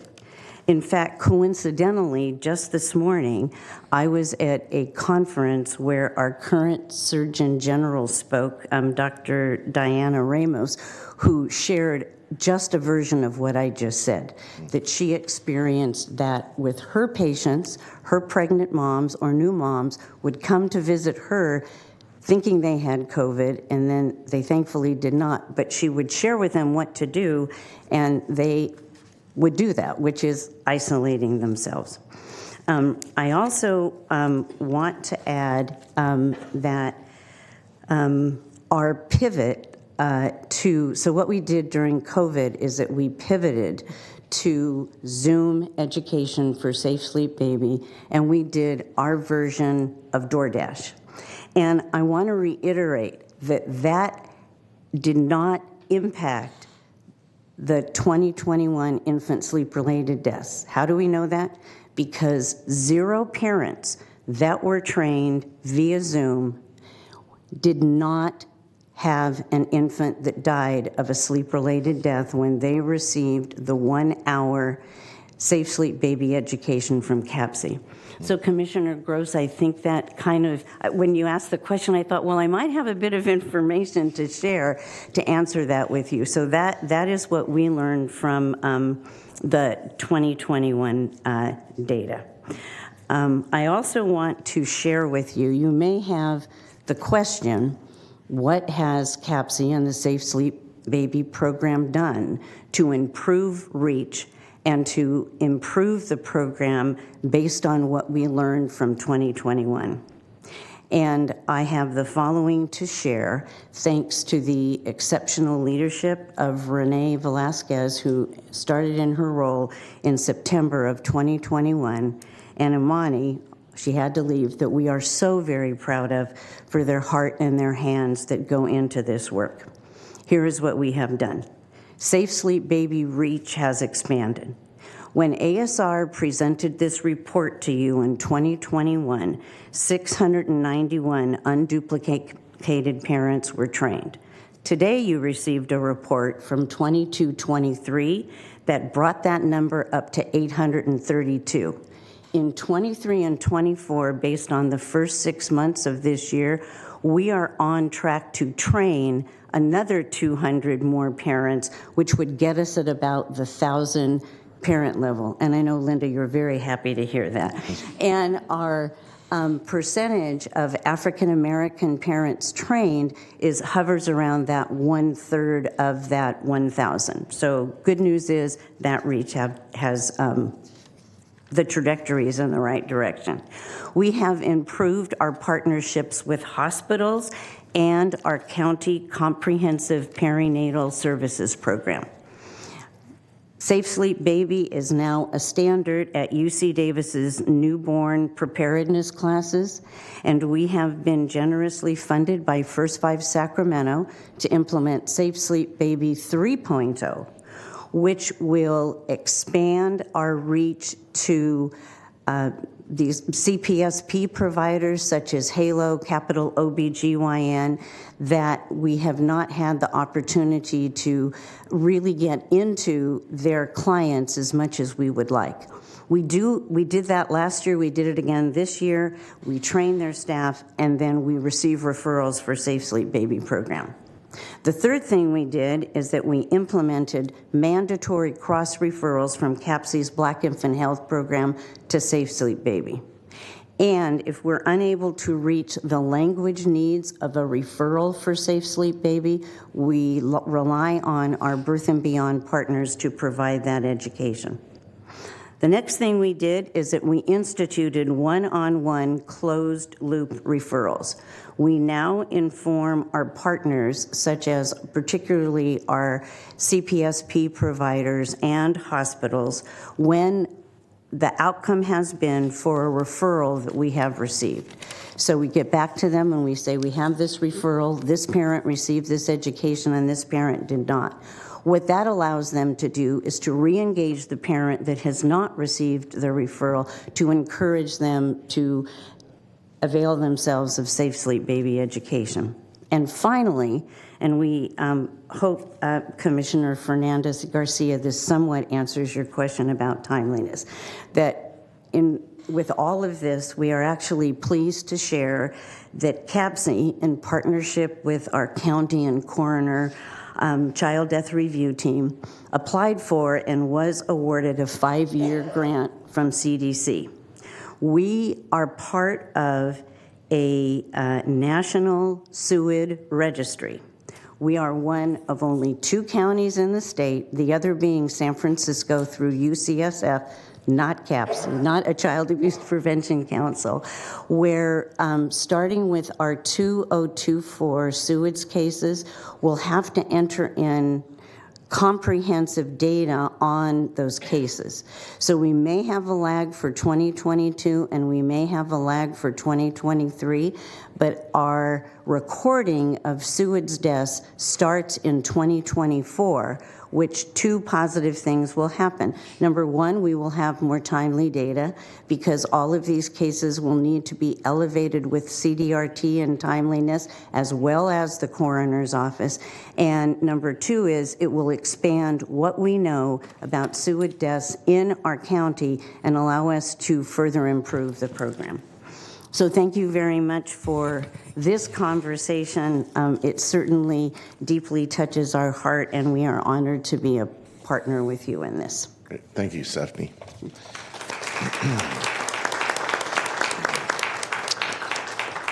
All right, our last speaker is Morgan Brown.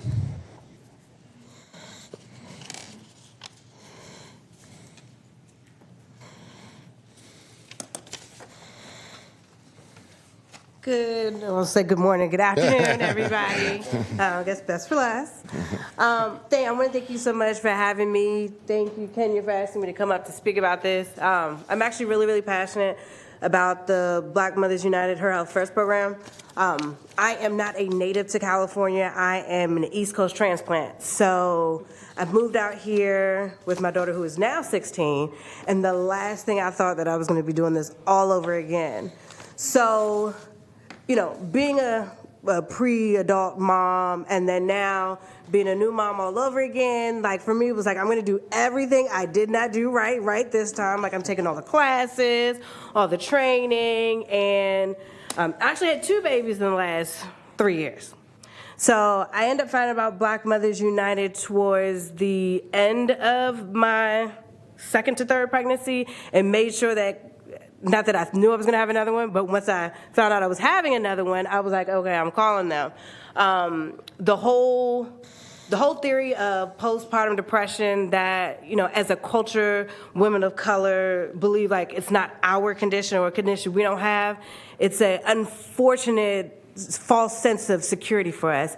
And being able to connect with the group like Black Mothers United, I was able to get rid of that strong Black woman slander, because that's what I call it, because I didn't want to be strong. I wanted to be soft. I wanted to be vulnerable. I wanted to have support. I wanted it to be okay to say I'm not okay right now, or I'm having another baby in my late 30s. They said it's geriatric. I don't know what to do. So, you know, I was able to gain sisters, aunties for my babies, and I feel like me being able to have this support did a few things for me.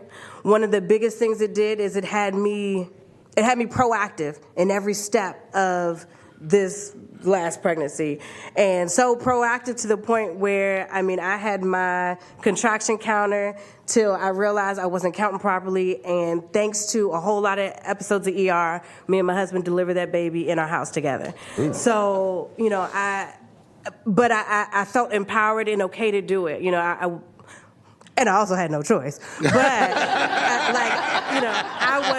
I wasn't scared. I felt confident in the skill set as a mom and the support that I've already had, that I knew that this was going to be a seamless process, healthy baby.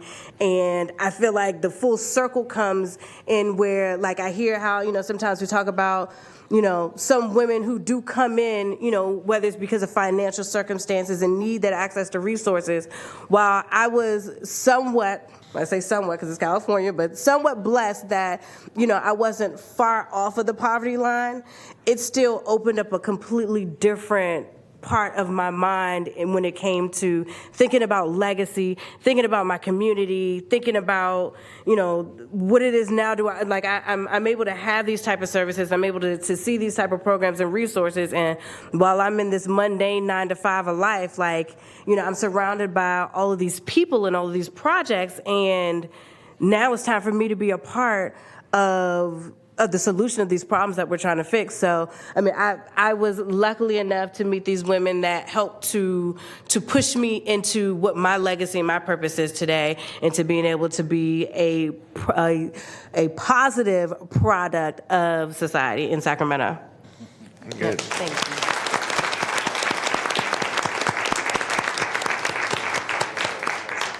Thank you, Morgan. And thank you, Jordan, again, for all the great work that you do to help us understand the data and the trends, and how that feeds into our evaluation process. It's extremely critical. I think the takeaway, we're not voting on anything, this is we're just receiving the update.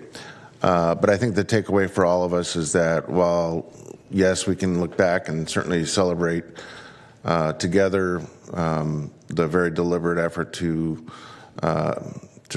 reduce disparities, reduce deaths in the African American childhood population, and that the fact that we did exceed our goals by a date certain, that there's a tremendous amount of work that we still have to focus on and think carefully about in terms of making sure those trends go in the right direction. And again, I'm just continue to be taken aback by just the great work that the community does, that our partners like Sierra Health Foundation and CAPC and all our family resource centers and everyone that's a cultural broker. We've got, I think as Commissioner Moak said, we have tremendous infrastructure, like no other county, like no other community that I know of. And in fact, I've had the good fortune of sharing our collective experience and some of those successes with people and policymakers as far away as DC and New York, state legislators from New York who found out about this effort and wanted to see if they can kind of do something similar at the state level.